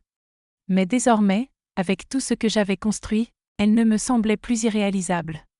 Quand j'avais fui Carcassonne en 1964, je n'avais jamais envisagé de pouvoir y retourner un jour. Le voyage vers Collioure, bien que proche sur la carte, avait été une évasion vers un autre monde. Antonio avait eu l'intelligence de me déposer dans un environnement totalement différent, un quartier que presque personne des Halles ne fréquentait, une pension discrète où personne ne s'informait sur le passé des jeunes filles. Les premiers mois après ma fuite, je vivais caché comme un animal traqué. Je me coupais les cheveux très courts, ce que je n'avais jamais osé auparavant. Au bistrot de mon oncle, il tenait à ce que je garde ma longue chevelure parce que les hommes l'aimaient. Je modifiais aussi ma façon de m'habiller. Je portais désormais des vêtements modernes, donnés par la fille d'Antonio, loin des simples robes que j'arborais au bistrot. Et je ne donnais plus mon nom de famille, si quelqu'un demandait, je disais venir d'un village lointain, sans jamais mentionner Saint-Pierre-des-Champs ni Carcassonne. Pourtant, je continuais de vivre sur mes gardes, jetant constamment un œil par-dessus mon épaule, m'attendant à voir surgir la silhouette de mon oncle à tout moment. J'évitais le centre de Carcassonne comme on esquive une maladie. Si je devais m'y rendre, je faisais un détour considérable pour ne jamais passer près des Halles. Antonio fut celui qui m'apporta les premières nouvelles sur mon oncle, quelques semaines après ma fuite. Grâce à ses contacts parmi les fournisseurs du marché, il avait obtenu des informations sans éveiller le moindre soupçon. « Il t'a cherché » demanda Antonio. « Oui » répondit-il. Il a interrogé tout le monde au marché. Il est même allé au commissariat, mais sans vraiment se donner de mal. C'était surtout pour sauver les apparences. « Et qu'est-ce qu'il raconte aux autres » demandai-je, le cœur battant. « Qu'il croit que tu t'es enfui avec un homme, un camionneur qui venait souvent au bistrot. Selon lui, vous parliez souvent et tu as disparu la même nuit où il est passé. » Je laissai échapper un rire amer. C'était tellement dans le style de mon oncle. Plutôt que d'admettre que sa nièce avait fui à cause des abus, il inventait une histoire qui me rendait coupable aux yeux de tous.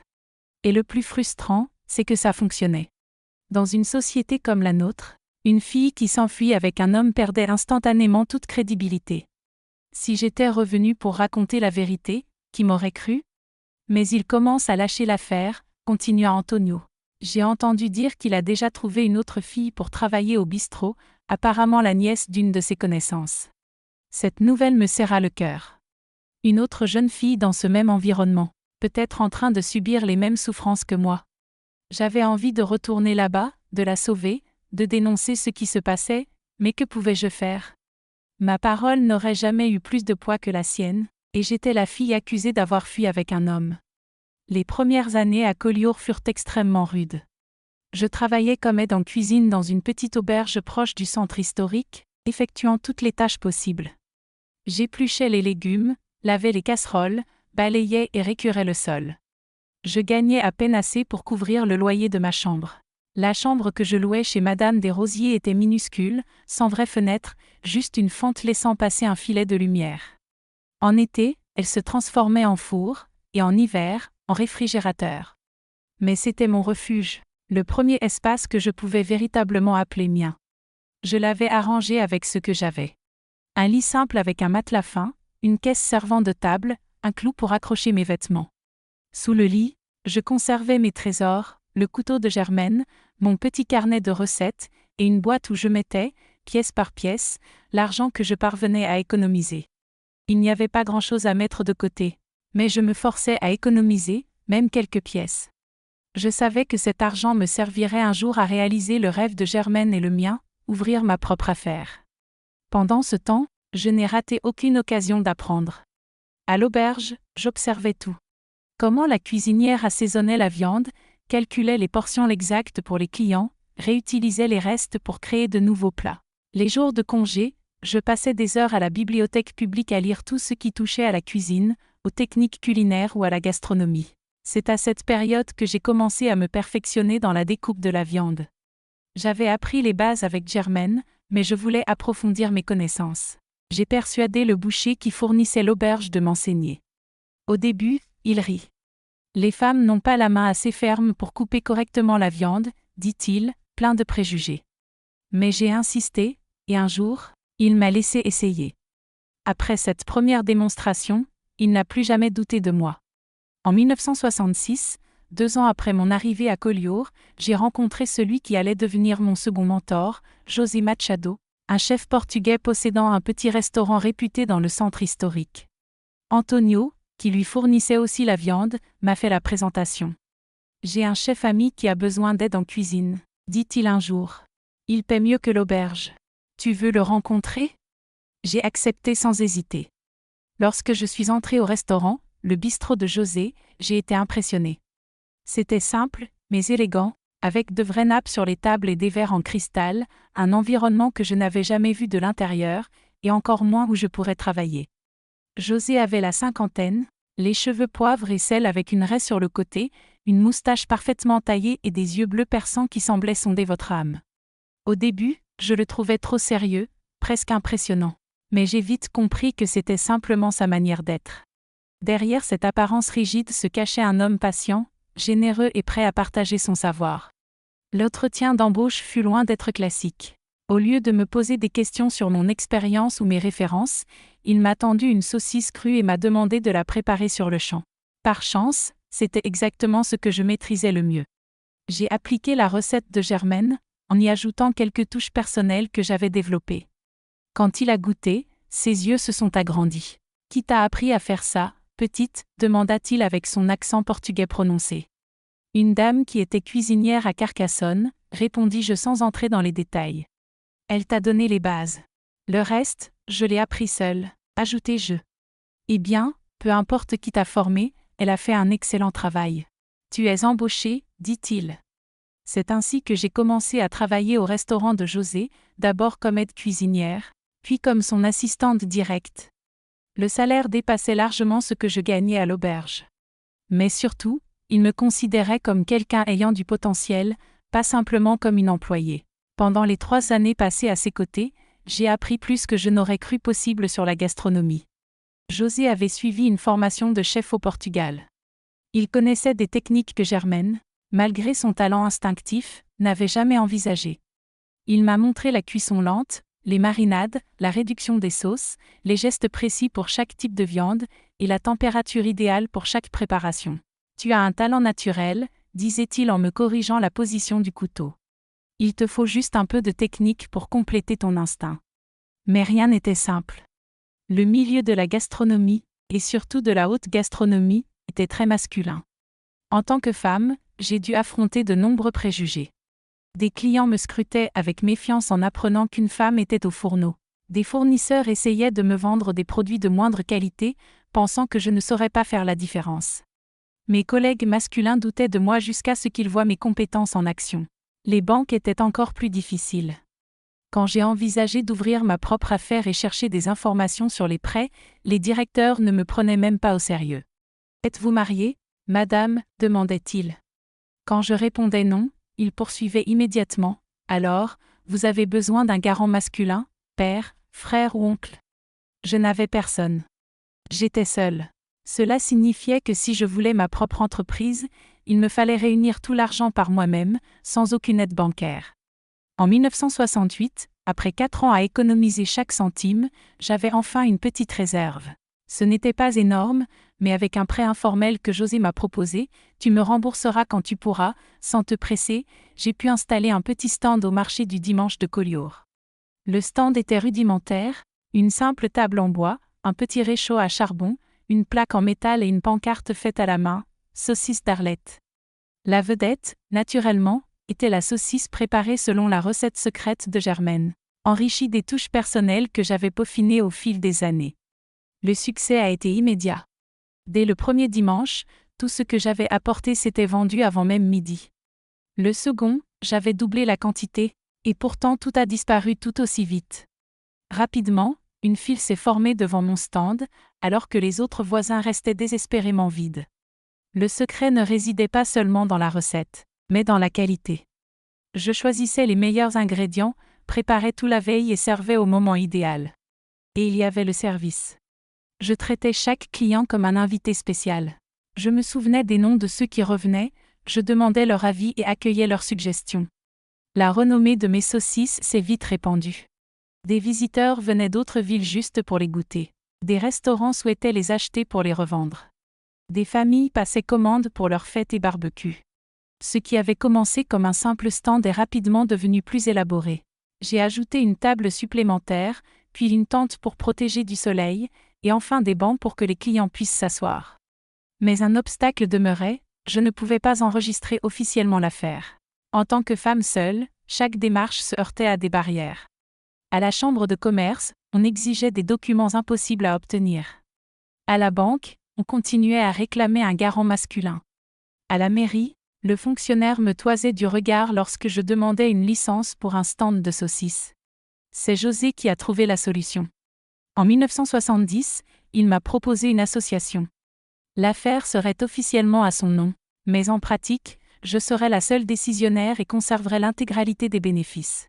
C'était un risque pour lui. Si je commettais une erreur, la responsabilité légale lui incomberait. Mais sa confiance en moi était telle qu'il accepta le risque. Considère cela comme une façon de rendre à la société ce qu'elle m'a offert, disait-il lorsque je le remerciais pour la énième fois. Avec l'affaire enfin régularisée, j'ai pu me développer pleinement. En 1972, j'avais économisé assez et acquis suffisamment de réputation pour franchir une nouvelle étape, louer un local et ouvrir un vrai restaurant, au-delà du simple stand. J'ai trouvé un espace modeste mais bien situé, près du centre historique de Collioure. Je l'ai rénové avec mes économies, achetant matériaux d'occasion, peignant les murs moi-même et cousant les rideaux. Lorsque le restaurant fut prêt, ce n'était pas luxueux, mais c'était propre, lumineux et accueillant. Je l'ai nommé Saveur d'Arlette, saucisses et viande, pour indiquer clairement la spécialité de la maison. Le succès fut immédiat. La clientèle du marché m'a suivi et a amené amis, famille et connaissances. Rapidement, j'ai eu besoin d'aide. J'ai embauché 2 jeunes filles de la pension où j'avais logé, qui cherchaient un emploi. Je leur ai tout enseigné comme Germaine et José m'avaient enseigné. Les années suivantes, la croissance a été constante. En 1975, j'ai pu acheter le local plutôt que le louer. En 1977, je l'ai rénové et agrandi, doublant la capacité. En 1979, j'ai ouvert ma première succursale à Perpignan, une ville plus grande proche de Collioure. C'était la première fois que je dirigeais une affaire dans une grande ville depuis ma fuite, et je dois avouer que mon cœur battait fort.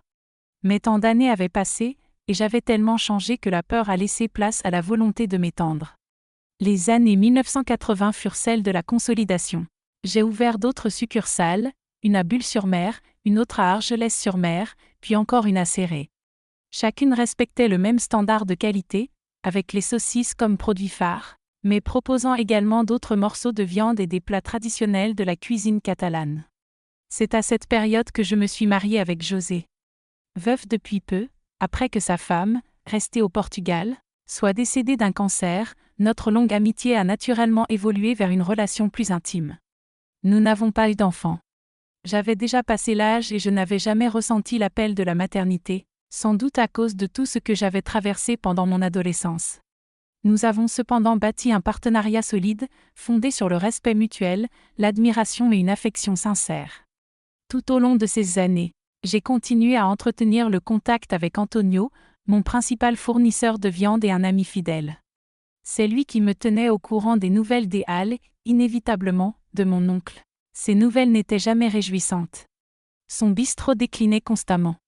Sans Germaine en cuisine et sans la recette originale de la saucisse, la qualité avait considérablement chuté. Les clients fidèles disparaissaient un à un, emportant avec eux la réputation que l'établissement avait autrefois. Pour aggraver les choses, mon oncle s'était complètement abandonné à l'alcool. Il vivait dans l'ivresse, maltraitait ses employés et se disputait avec les clients. L'inspection sanitaire a même fermé le bistrot pendant un mois à cause des conditions déplorables de la cuisine. À sa réouverture, la moitié de sa clientèle avait déjà disparu. Les dettes s'accumulaient auprès des fournisseurs, de la banque et d'usuriers.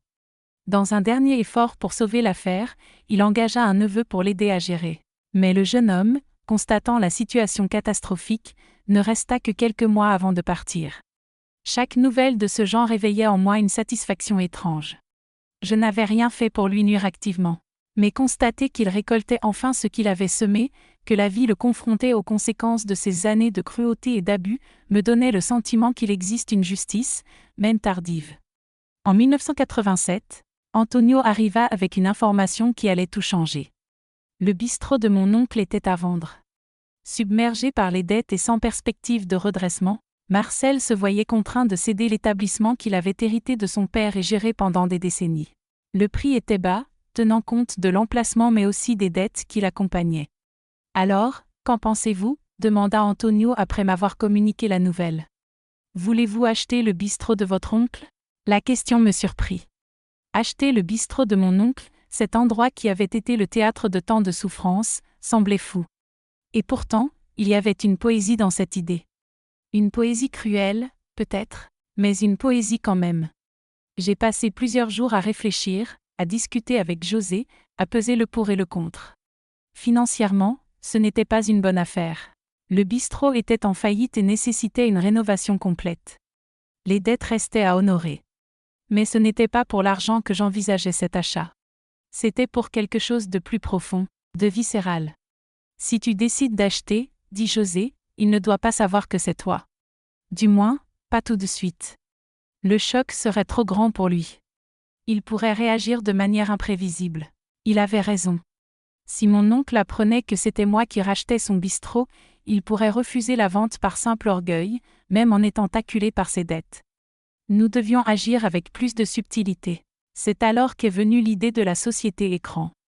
Nous avons créé une société au nom de José et d'un avocat de confiance, sans aucun lien apparent avec moi. Cette société a fait l'offre d'achat, négocié les dettes et conclu la transaction. Ce n'est qu'une fois tous les documents signés et enregistrés que je devais apparaître comme la véritable propriétaire. Le plan s'est déroulé à la perfection. La société Investissement Lusitanien a soumis l'offre, qui a été acceptée immédiatement. Mon oncle était désespéré d'obtenir de l'argent. Les dettes ont été renégociées, les papiers signés et le paiement effectué. En quelques semaines, le bistrot qui avait été celui de mon oncle était officiellement le mien. Puis est venu le moment que j'avais longtemps attendu, sans savoir à quel point je l'attendais, la confrontation. J'ai organisé une rencontre dans le bistrot fermé, prétextant que le nouveau propriétaire souhaitait discuter avec l'ancien et lui faire une proposition. Lorsque je suis entré dans le bistrot, des années après ma fuite, c'était comme remonter le temps. L'endroit avait peu changé, les carreaux étaient toujours jaunis, le comptoir en bois usé, les vieilles tables encore en place, et l'odeur persistait. Cette combinaison de graisse ancienne, de bière renversée et de fumée de cigarette m'a fait vaciller un instant. Pendant une fraction de seconde, je me suis sentie redevenir la fillette de 10 ans, tremblante et effrayée dans cette cuisine arrière. Mon oncle était assis à une table près de la porte.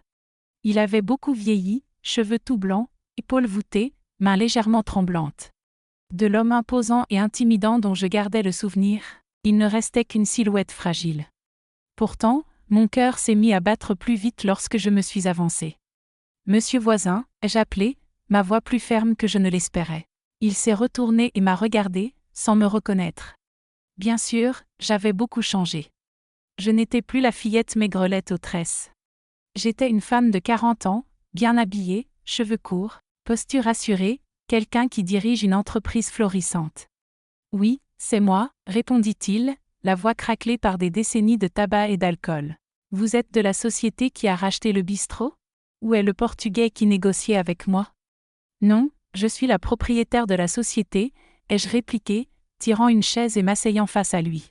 Le Portugais ne faisait que me représenter dans la négociation. Il fronça les sourcils, visiblement troublé, essayant de comprendre la situation. Quelque chose en moi lui semblait familier, mais il n'arrivait pas à mettre le doigt dessus. Vous ne me reconnaissez pas, oncle Marcel?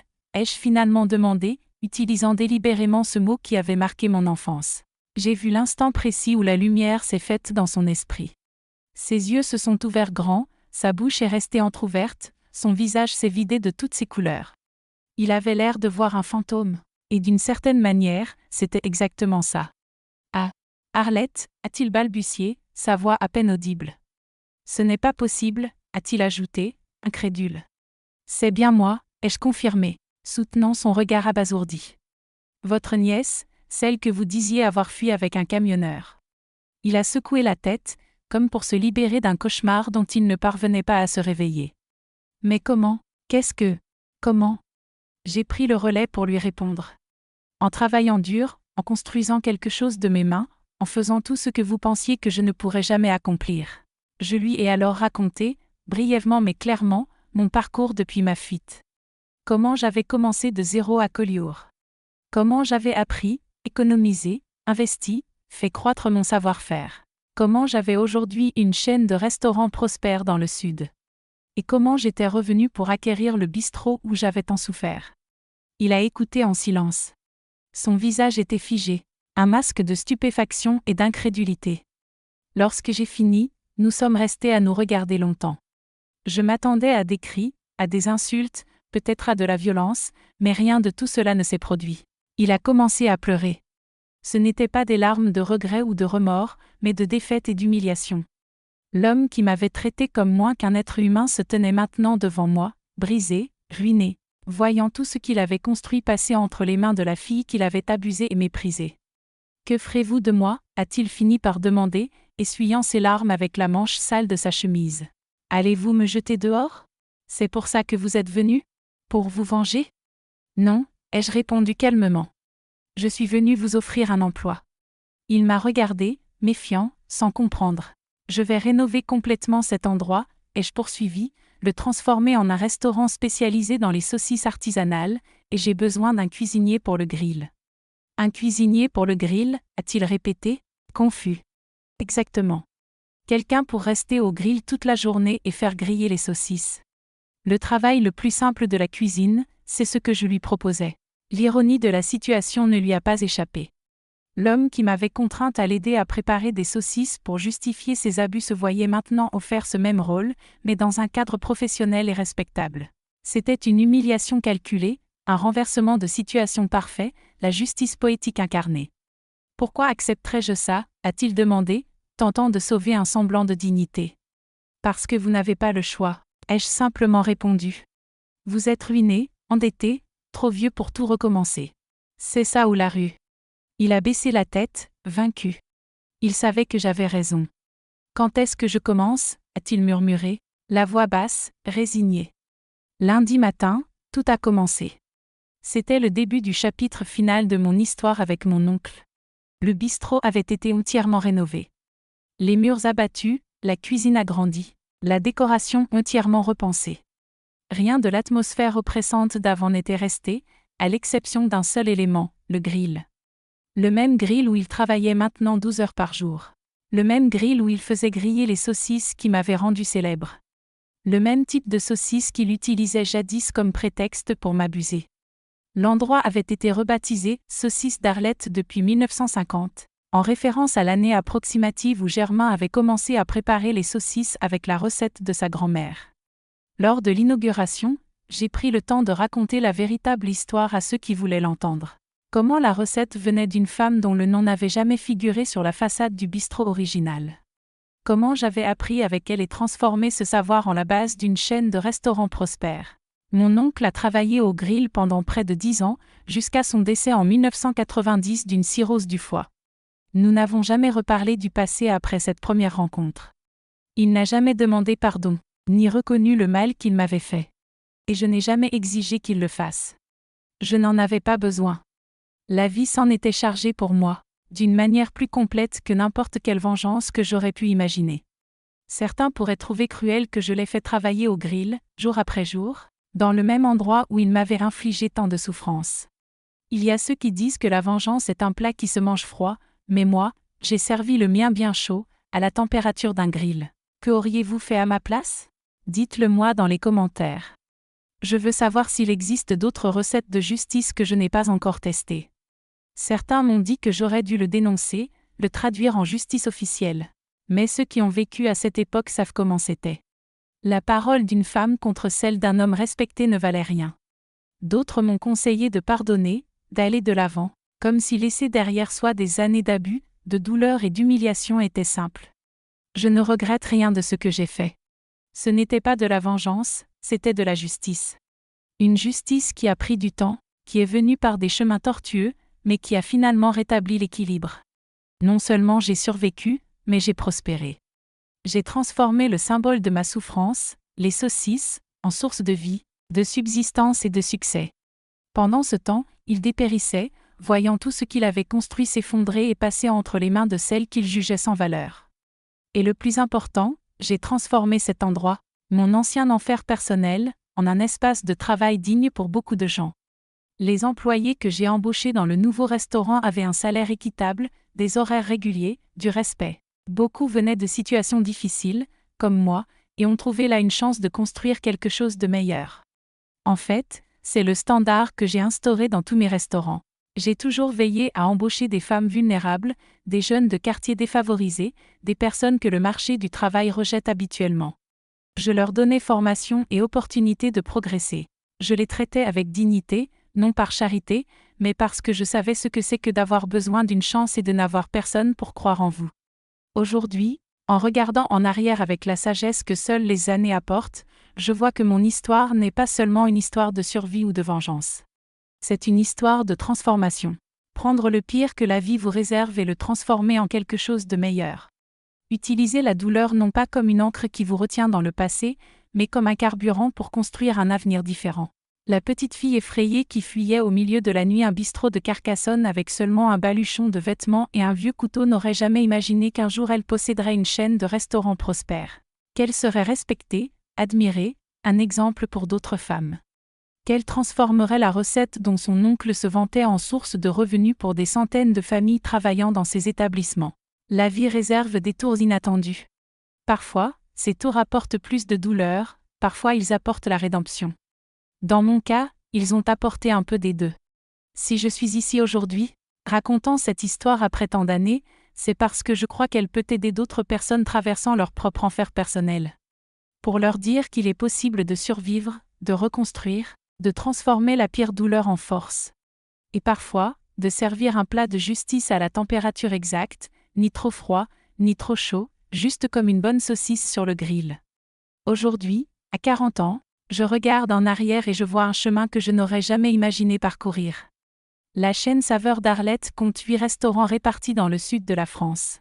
Elle a commencé avec un petit stand au marché de Collioure et est devenue une référence en cuisine méditerranéenne.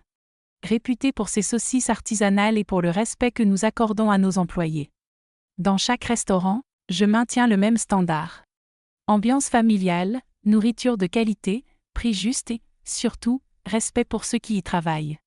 Mes employés ont un contrat en règle, des jours de repos garantis, un salaire décent. Ce n'est pas de la charité, c'est le minimum que mérite toute personne. Et c'est aussi bon pour les affaires. Des employés bien traités travaillent mieux, restent plus longtemps et s'investissent davantage. En 2015, j'ai reçu un titre que je n'aurais jamais imaginé, maître de la culture populaire, décerné par le ministère de la Culture. Moi qui avais à peine pu étudier enfant, qui avais appris à cuisiner pour survivre, je devenais une référence dans la préservation des recettes traditionnelles du Sud. La médaille trône au mur de mon bureau, juste à côté du couteau que Germaine m'a donné à 12 ans. Cette reconnaissance n'est pas venue uniquement pour le succès commercial, mais pour le travail de documentation et de préservation des recettes traditionnelles que j'accomplis depuis des décennies. J'ai commencé par noter celles de Germain dans mon vieux carnet à emporter lors de ma fuite. Puis je suis allée à la rencontre de cuisinières rurales, catalanes, de pêcheurs, pour apprendre et documenter les méthodes traditionnelles. Aujourd'hui, je possède plus de 1000 recettes cataloguées avec leur histoire, leur origine et leurs variations régionales. Tout cela a commencé grâce à Germaine, qui m'a enseigné la valeur du savoir transmis par sa grand-mère. La recette de saucisse qui m'a rendue célèbre n'est pas qu'un mélange d'ingrédients et de techniques. C'est une part d'histoire de personnes ayant vécu, souffert, résisté et trouvé dans la nourriture un moyen de préserver leur identité et leur culture. Mon oncle Marcel, celui qui fut mon bourreau, a travaillé au restaurant des Halles jusqu'en 1990, année de son décès d'une cirrhose du foie. Près de 12 ans à faire griller des saucisses, jour après jour, voyant le succès de l'entreprise qui avait été la sienne et appartenait maintenant à la nièce qu'il avait tant méprisée. Nous n'avons plus jamais parlé du passé après cette première rencontre. Il n'a jamais demandé pardon, jamais reconnu les abus, jamais parlé du mal qu'il m'avait fait. Mais il a accepté silencieusement sa punition. Peut-être parce qu'il n'avait pas le choix, peut-être parce qu'au fond il savait qu'il la méritait. Je ne sais pas. Et, sincèrement, cela n'a plus d'importance. À ses funérailles, j'étais le seul parent présent. Je n'y suis pas allé par affection ou par pardon, mais pour clore ce chapitre. J'avais besoin de voir de mes propres yeux la fin de ce cycle. Je n'ai ressenti ni tristesse, ni joie, ni soulagement. Juste une étrange sensation que ce long cycle avait enfin pris fin. Après sa mort, j'ai complètement transformé le restaurant des Halles. Je ne voulais plus que cet espace porte l'énergie lourde du passé. J'ai tout rénové, ouvert des murs, installé de grandes fenêtres et des puits de lumière pour laisser entrer le jour. J'ai changé la fonction du lieu. Il est devenu un restaurant-école de la chaîne, où de jeunes issus de milieux défavorisés apprennent le métier de la gastronomie. Tous les 6 mois, nous accueillons une nouvelle promotion. Des garçons et des filles entre 18 et 25 ans, la plupart en situation de vulnérabilité. Ils suivent un cours intensif de cuisine, de gestion et de service à la clientèle. Les meilleurs sont embauchés par la chaîne ou recommandés à d'autres restaurants partenaires. Beaucoup ont déjà ouvert leur propre affaire, petite mais prospère. Chaque réussite est une victoire personnelle pour moi.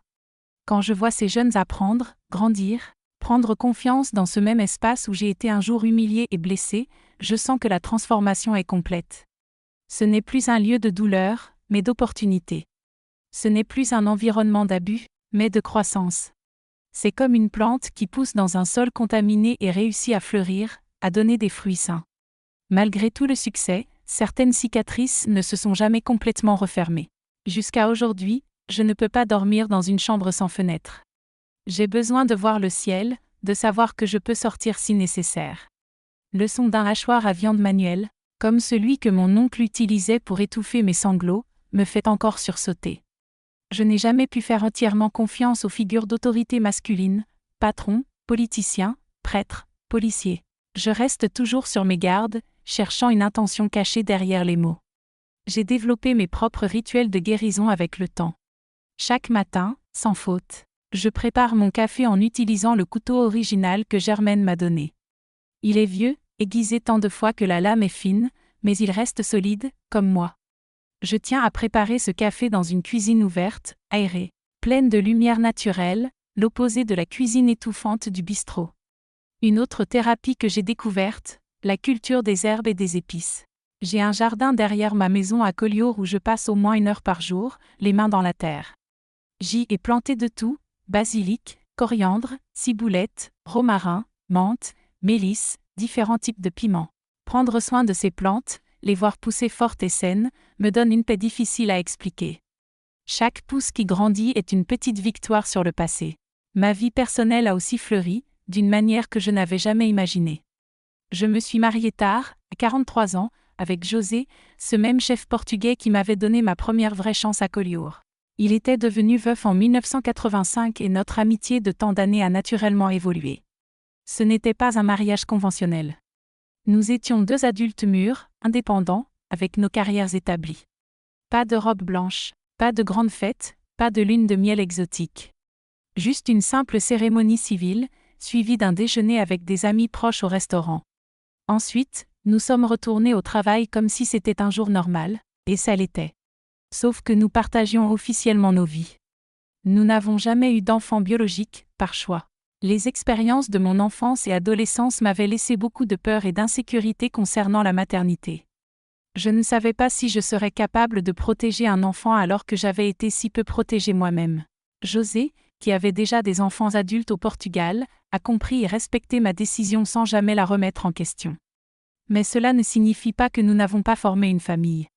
Au fil des ans, nous avons adopté informellement plusieurs neveux de José venus étudier ou travailler en France. Et beaucoup de jeunes talentueux passés par notre programme de formation sont devenus presque comme nos enfants. J'appelle cet ensemble ma famille de cuisine, unie non par le sang, mais par l'amour de la gastronomie et l'affection que nous avons construite ensemble. L'une de mes plus grandes fiertés est le programme de formation culinaire pour les femmes vulnérables que j'ai créé en 2005. C'est un cours de 2 ans, avec bourse d'études et stages rémunérés dans nos restaurants. Nous donnons la priorité aux femmes ayant subi des violences domestiques, chefs de famille sans soutien, souhaitant recommencer leur vie. Le programme est né après avoir accueilli une employée battue par son mari. Elle était arrivée au travail contusionnée, essayant de cacher ses blessures avec du maquillage. Quand j'ai demandé ce qui s'était passé, elle s'est effondrée en larmes. Elle voulait quitter son mari, mais n'avait nulle part où aller, ni comment subvenir seule aux besoins de ses 3 enfants. Ce jour-là, j'ai trouvé un endroit où elle pouvait rester. J'ai payé un avocat pour gérer la séparation et promis qu'elle ne perdrait pas son emploi, peu importe le temps nécessaire pour se remettre. C'est là que j'ai compris combien d'autres femmes étaient dans la même situation, coincées dans des relations abusives faute d'indépendance financière, de qualification ou de réseau. J'ai décidé d'utiliser mes ressources et mes connaissances pour changer cela. Aujourd'hui, le programme a formé plus de 200 femmes. Beaucoup travaillent dans la chaîne. D'autres ont ouvert leur propre affaire ou poursuivi une carrière dans des hôtels et restaurants de luxe. Tout en sont sorties plus fortes, plus indépendantes, plus sûres d'elles. Voir leur transformation est comme voir un écho de ma propre transformation multipliée des dizaines de fois. Avec tout ce que j'ai vécu et appris, je suis arrivée à quelques conclusions sur la vie. Une des leçons que j'ai apprises est que la vie ressemble beaucoup à la cuisine. La même flamme qui peut vous brûler est celle qui transforme les aliments crus en plats comestibles. Il ne s'agit pas d'éviter le feu, mais d'apprendre à le maîtriser. J'ai aussi compris que nous avons toujours la possibilité de choisir, même quand tout semble nous en priver. Le choix peut paraître impossible, effrayant, écrasant, mais il existe toujours. Je n'ai jamais accordé mon pardon à mon oncle pour toutes ces années d'abus. Beaucoup considèrent que c'est de l'amertume et que je devrais tourner la page. Mais ces gens n'ont généralement jamais connu ce que j'ai vécu. Le pardon n'est pas une obligation pour celui qui a souffert. C'est un privilège qu'on offre seulement quand on le souhaite et quand on le peut. À la place du pardon, j'ai choisi de remercier. Pas lui directement, bien sûr, mais l'univers, le destin, Dieu, je ne saurais dire exactement. Car sans ces épreuves, sans l'horreur que j'ai vécue dans ce bistrot, je n'aurais peut-être jamais découvert ma force. Je n'aurais pas su survivre, reconstruire et transformer ma vie. La saucisse qu'il utilisait pour justifier ses cruautés est devenue le symbole de ma réussite. Elle représente la base de mon succès et le gagne-pain de centaines de familles qui travaillent dans mes restaurants. C'est comme le grill sur lequel il a passé ses dernières années à cuire des saucisses. Il brûle les mains des novices, mais dans celles de quelqu'un qui sait contrôler la chaleur, il transforme des ingrédients simples en plats délicieux. Ma souffrance aurait pu me briser, me rendre amère, m'empêcher de faire confiance ou d'aimer. À la place, j'ai converti cette douleur en force, en sagesse, et en capacité d'aider ceux qui traversent des épreuves similaires. Cette transformation n'a pas été instantanée. Elle s'est faite lentement, avec douleur, rechute et nuits difficiles. Il y a eu des nuits où je me réveillais en criant, en sueur, revivant les abus comme s'ils se produisaient encore. Il y a eu des moments où je ne pouvais même pas m'approcher des halles sans ressentir des palpitations. Certaines relations n'ont pas tenu, parce que je paniquais à la moindre attitude qui rappelait, même de loin, les gestes de mon oncle. Mais chaque jour, chaque petite victoire comptait.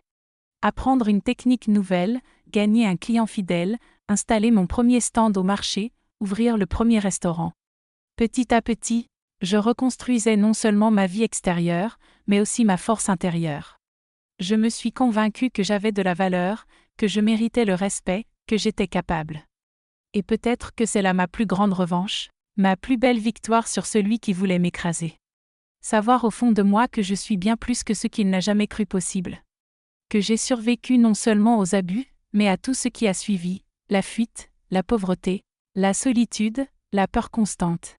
Que j'ai bâti quelque chose qui dépassera ma propre existence. Un héritage fait non seulement de restaurants et de recettes, mais de force, d'espoir et de possibilités. La petite fille terrifiée qui a fui un jour les halles de Carcassonne avec un baluchon de vêtements et un couteau caché s'est transformée en une femme qui emploie désormais des centaines de personnes.